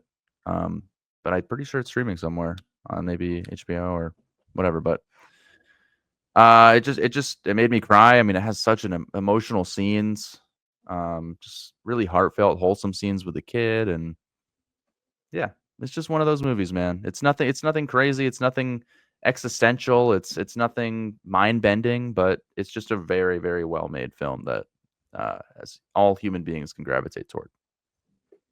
Okay. Yeah. We live in time. Oh yeah. We Live in Time. No Very time travel. fitting number one for mainstream boy. Absolutely. Yep. You know Hopeless me. romantic.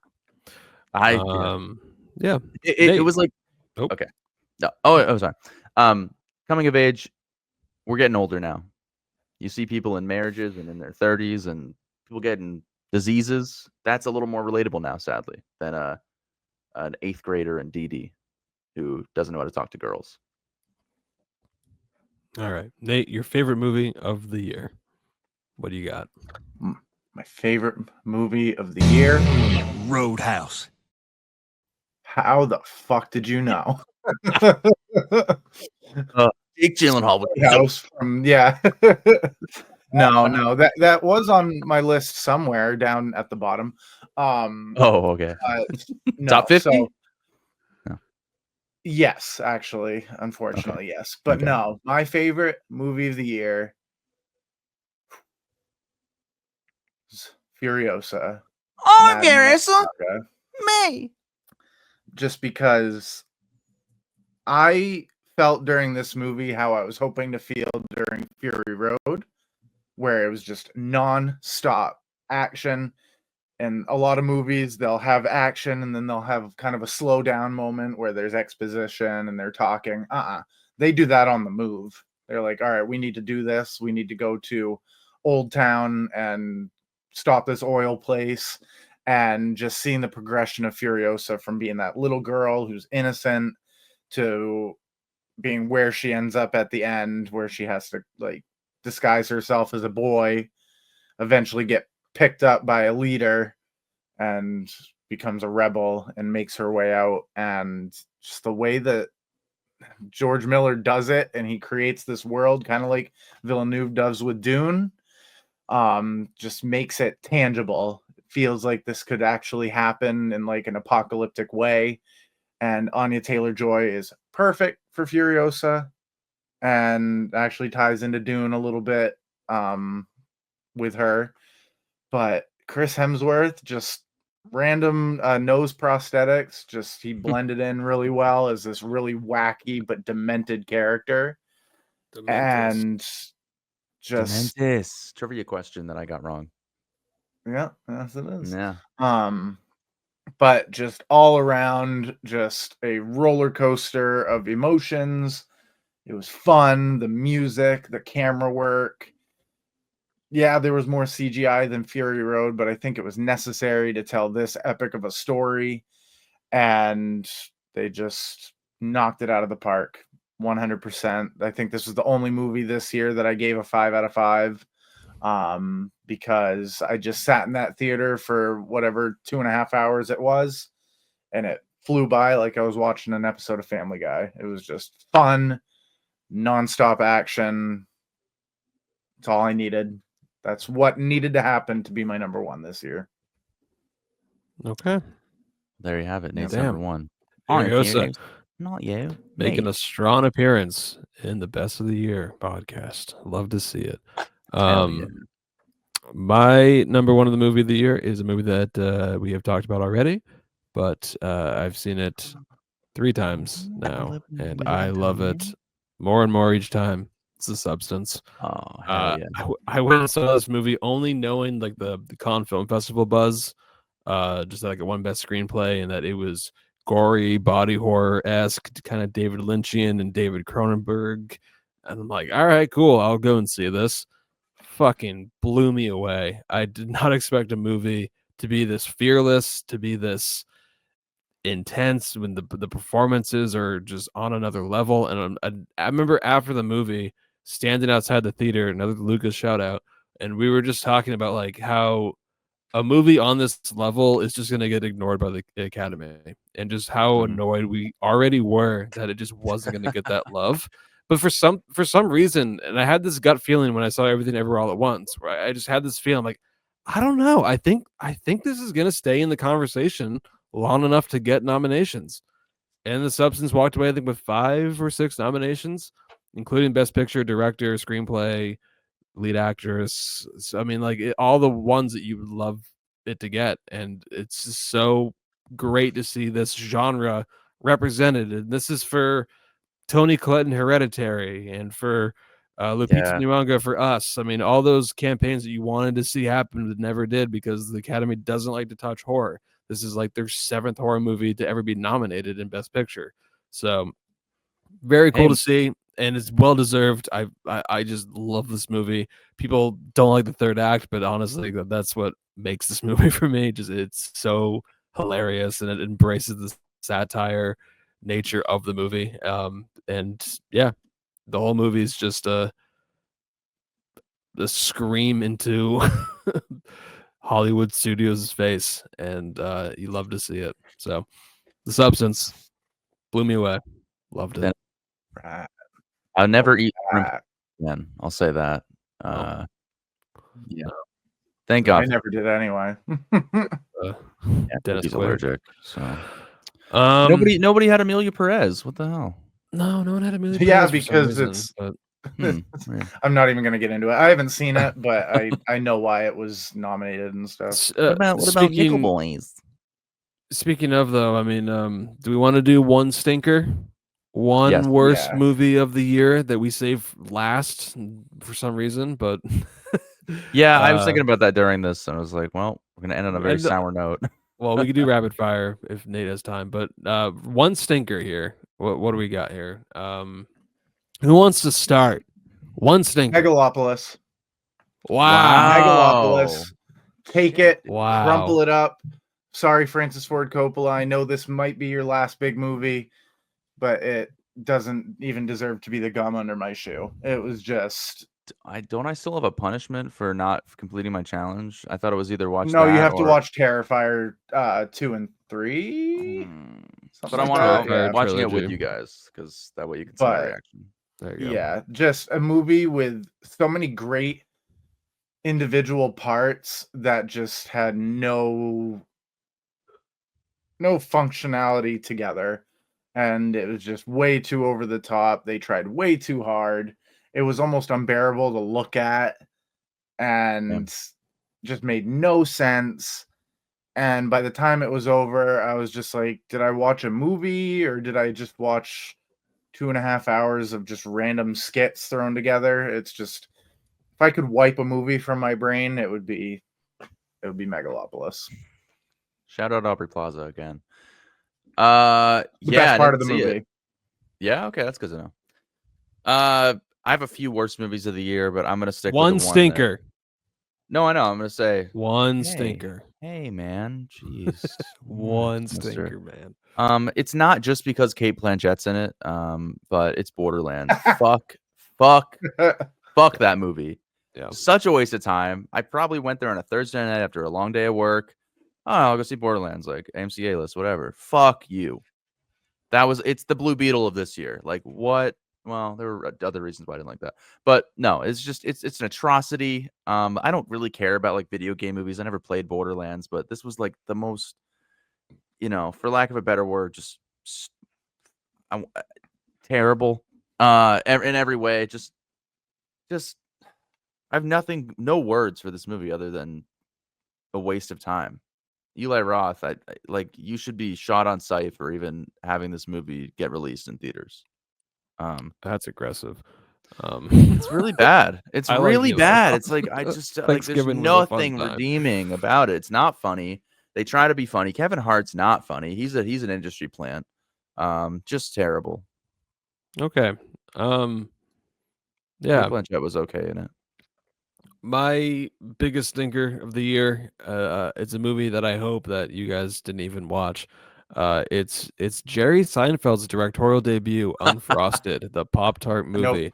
I This missed is that one, unfortunately. one of the most painful movies I think I've ever seen in my entire life. It's basically a feature-length movie 43 short that you're stuck watching for like 2 hours or whatever the length is.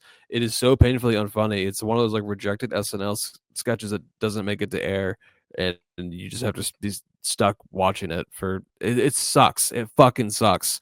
And and the cast looks I like Jerry too. Seinfeld. I mean, does it at least look tasty? Like, I like Pop-Tarts. No, the whole movie just do you fucking see in the sucks. factory, or you don't see like the it's a Pop-Tarts being made? waste of time. And it's horrible. So yeah, Unfrosted. Go fuck yourself. I've always called them Go frost yourself. pup tarts, not pop tarts. Pup tarts. Yep. I don't know Well, if anybody damn. else does that. That was the best of 2024. It's a lot of movies that we just talked about. But let us know Yeah. what your top 10 is, or top 5, or just favorite movie of the year. And just let us know in the comments on YouTube or Spotify. There's comment sections on Spotify now. I don't know if you know that, but you can leave comments. But we just want to know I did not know what that. are some of your favorite movies of 2024. Do you guys want to do some rapid fire real quick, or Pick 5. Pick 5 categories. I don't know if Or- I can pick 5. I'd say let's do rapid fire and just don't get into your explanation. okay. That's Just fair. say the movie. Or like Alright, a if you have couple it. words like Yeah, this. sure. made If it me warrants a cry little bit of an next. explanation, then All just do it. Yeah. So, all right. So to close this out on the podcast, we're gonna do some rapid fire. Those movie dudes, movie awards. Here we go. Sexiest movie of the year, Nate. My notes app is being weird. Who? Have John. John go first. The Substance. The Substance. Easy choice. I mean, it's sexy and Just 'cause disgusting, of all but the ass shots. Okay. I mean, there's Um, one scene. Let's be real. It's the sexiest movie of the year. Nothing comes close. All right. Well, I would argue Challengers comes very close. So that's my pick. Maybe. Nate is gonna go. What'd you say? Nate- What's it? I went Sexiest with- movie of the year? I went Challengers. Yeah. Oh, Honora. Honora. Okay. By Nice. far, yeah. Very Just sexy. Mikey movies. Madsen. She just a beautiful, flawless human being. So yeah. I could say the same about Margaret Movie Qualley, but I that didn't realize made it was you- fake. Movie that made you cry this year, if there was one. Suncoast. A real pain. Oh, A sorry. Wild Robot for me. Okay. Animated bird. Um, Spencer. Yeah. Okay. Biggest surprise of the year, a movie you didn't expect to love. we'll go- Conclave. Okay, we'll go John, Nate, me at every time. Okay. All right. Conclave. Wicked. Conclave. Oh, Wicked. Yeah. Wicked. Fair enough. Wicked good. For me, it was September 5. I just had no expectations with it. Fucking love Oh it. yeah. I didn't think I would care for a Eunuch. Pope movie. Most disappointing movie. A letdown despite high hopes. Should we all say it? I feel like we have to have the same one, please. I don't think Maxine. I don't think I have the same one as you guys, but It's John, it's go ahead. Go Maxine. for it. Fuck off. Don't ruin that Maxine. franchise for me. It's gotten Yeah. better, but still let down. I like the first half. Well, Is that your pick too, Maxine? Yep. Oh, okay. Me, it's Y2K. I actually thought this looked like fun, and the movie is almost unwatchable. That was so bad. I was It's shocked by atrocious. how bad it actually was. Like, with the Yeah. cast and talent involved, I thought this one could be fun. And Rachel Zegler is gonna get fully blacklisted. Like no one's gonna ever want her in a movie again. best performance of the year, your pick. I had Demi Moore. I think she's gonna win. I think she deserved it. I think it was an incredible performance. Demi Moore. I did one actor and actress because in the list it has actor dash Oh, sorry. actress. Okay, well, fair enough. So I meant just so I actor picked- or actress. I did well for actress. I picked Mikey Madison, and Nice. for actor, I did Kieran Culkin. Okay, Oh, nice. very nice. As real as a performance can get. I went with Coleman Domingo, Sing Sing. Ooh, the Favorite man. performance. The man. We have best scene of the year, a single scene that blew you away from any movie. Okay. My scene is when they bring out the devil in Late Night with the Devil. Okay, all right. Creepy, creepy. Mm-hmm. For me, it is when Austin Butler's character enters this Coliseum and just has this epic hand-to-hand sword fight murder scene. Yeah. And it's all in black and white, and so it just Mhm. adds to it. It's an awesome Love it. scene. My scene is from Furiosa. It's the stowaway. It's that whole sequence on that big long stretch of road, my and God, she's it's just so crawling cool. through all the trucks and like the guys on the parachutes. It's just amazing. That So scene's cool. the first thing I watched when I got this new TV with a 4K player. Do you have it on 4K? Furiosa? Oh no, that one was on HBO, but yeah, I did. I Ah. have watched it. Yeah. So it wasn't true picture. Well, I quality. did Okay. watch that scene. Funniest movie of the year, comedy.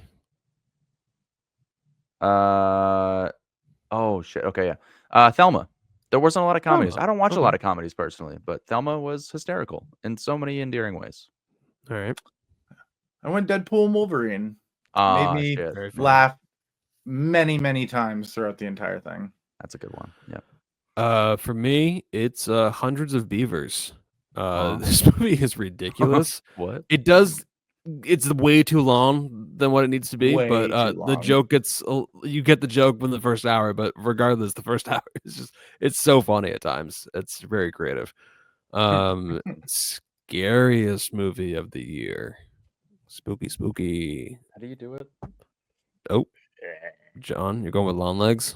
It's Long Legs, no doubt. Quite. Yeah. It's scary as fuck. Okay. Yeah. Nate? Let me in now. Yeah, it's also. I feel like it Long has to be Legs. Long Legs for you. All right. Yeah. For me, it's Oddity. Only because like that's the only movie I saw this year where I actually felt scared watching it. He's terrifying. Mhm. But that could have been my Terrifying. Very environment scary. too. It was a thunderstorm, like on a rainy summer night in my basement where like I had just moved in and no one was there. Stop it. I live alone. Don't do that. Holy shit, that is such a good impression. Oh my god. I don't even remember the scene, but that's Yeah. horrifying enough. That is, yeah. I was looking over my shoulder throughout watching that movie. Oh Yeah, it god. got me. So Oddity. Here we go. Best soundtrack or score. I had Conclave. Good pick. Yeah. Ooh. I had Dune Part 2. Ooh, Hans Zimmer. Epic. Spencer had challenge. Grand scale. Yeah. Top notch. This one I actually had a split tie. I couldn't decide when I made this, so I went Challengers / Wild Robot. Those are my two. Nice. Hey. So, That's I two love Wild solid Robot getting all ones the because they shout-outs. were both great. yeah, maybe slight edge to Challengers. Yeah. It's a real movie. Okay. All right, most rewatchable movie. Oh, I had Deadpool and Wolverine. I think Spencer said the opposite, but I think it's super rewatchable. It's really funny. And honestly, most Marvel movies for me, at least from Gen 1 or whatever, Gen 2, are very rewatchable. Yeah. What about you, Nate? For me, it's actually Heretic. Because with all the religious implications and the way that they talk about it and the dialogue is great, I'd rewatch that anytime. Nice. Solid. Okay. For me, it's the movie I've seen the most this year. It's The Substance. So that's why I had to go with it. All right. Hidden Gem of the Year. This is a lesser known movie worth celebrating. Well, I don't know if he should be the next Bond, but it is Rebel Ridge for me. Awesome thriller. Just so fucking good. Hidden Gem. If you haven't seen it, Netflix, Rebel Ridge, check it out. Okay. For me, it's In a Violent Nature. If you're a fan of horror films and you are interested in how serial killers move around without being seen, this is the movie for you. And I went with Last Stop in Yuma County. This is a very like Tarantino inspired thriller where it all takes place inside of a diner on a hot summer day and made it? cast of characters that you cannot trust. And like I said, it felt very inspired by Tarantino and it was just a very fun ride. So and no one's One and talking about only it. So Jim Cummings. yep, and Jim Cummings is in the movie and he's Friend of the he's very show. fun. So right. Next one. Best ensemble cast. Best cast of the year. What do you got? What about most visually stunning? I didn't make a banner for it, but if you have it, go for it. Most visually stunning was Flow for me. Loved Flow. It was Ooh. beautiful. And for my cat as well. Also found it visually stunning and encapsulating. Anyway, yeah, Flow. I had to go with Dune 2 again. Oh, That boy. movie, just every single shot could just be a canvas painting in my bathroom. I love how I picked a movie made in Blender on a computer. Yeah. Visually stunning. Dune Part 2 was my answer, but I'm changing it to my backup and Nosferatu. I'm gonna go with that. All right. Very much So so. now we're at best ensemble cast. Your favorite Yes. cast of the year. All right. What you got? I feel like I might take Nate's here, but it's Saturday Night. That was an incredible ensemble. That was mine. It was so good. I mean, talk about ensembles. There's not a lot of ensembles this year. Like talking huge cast, that one takes the cake, no question. All right, I got to back up. Nate, what's yours? I went with Kinds of Kindness Nice. because of the way Okay. they use the singular 3 or 4 characters for all the stories, and they all portray the characters really well. I thought it worked out. I don't know if that's an ensemble. I think like August Osage County.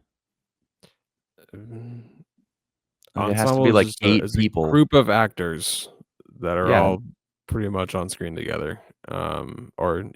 Equally doing great work. That's how I looked at it. I'm actually gonna go with a little known movie from Sundance that got released on Netflix and went into the abyss. But it's What's Inside.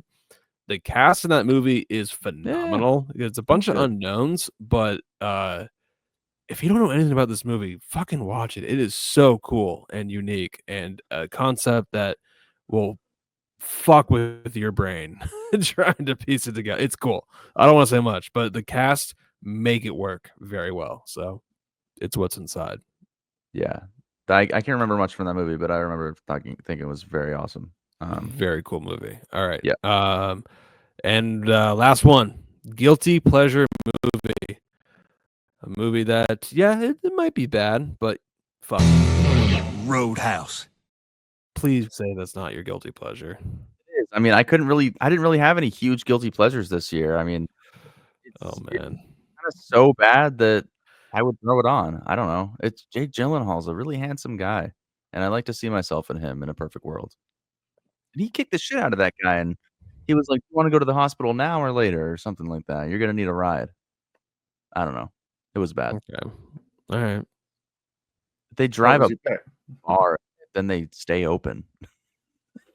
Like, hey, you want a beer? This place is on fire currently. Nate, What's what's your your pick? guilty pleasure? I didn't think John didn't give one. Oh, it's Roadhouse. Said The it wasn't Jake- gonna be, but then it was gonna. no, Alright, it's never mind. Roadhouse. Yeah, Okay. Roadhouse. Gyllenhaal. Mine's Apartment 7A because I love Oh, Rosemary's yeah. Baby. It's not the greatest movie, but I love Julia Garner, and she does a great job. For me, it's a it's a weird fucking movie, but I got a kick out of it. Just say it. It's okay. No, No? no. You have to at least I'm gonna say go what that movie is. That's not fair. You can't just leave us hanging like that. No, you know what? I'll stick with it. It's called Tuesday with Ugh, I wish you had Julia said that. Louis-Dreyfus. That was such It a is weird so movie. weird, but it's so fucking interesting. It's a mother and a teenage daughter must confront death when it arrives in the form of a talking bird. But it does some weird things. It's an A24 movie. It got panned. Not a lot of good reviews on it. A lot of people liked it, but I got a big kick out of it. I thought it was interesting and weird and unique. So I'll go with that. But yeah, there we go. I fucking hated that movie. Yeah, fucking A. that's 2024. That is 2024. Wrapped up in a made it. big bow onto 2025. Some big Yeah. I'm trying to think of the word. It's a 2-hour show. I'm exhausted. Ambitious things we're trying to do. Challenges. That's it. Challenges for 2025. We'll see if we come out on top like Nate did with his Oscar performance of 2024. Best Pictures. I think there's probably a handful of people in the world that have done that. You're one of them. There's more than you'd think. I found lists, Okay. like some letterbox lists that are similar. Yeah, but I know one personally, and you're a pretty cool guy. So, anyways, Thanks. that's going to do it. We will be back more consistently, I promise you. Football season in the past. I'm here for you guys, and I can't wait to talk about some movies. Quack, quack. Booyah. Toodaloos. Quack, quack.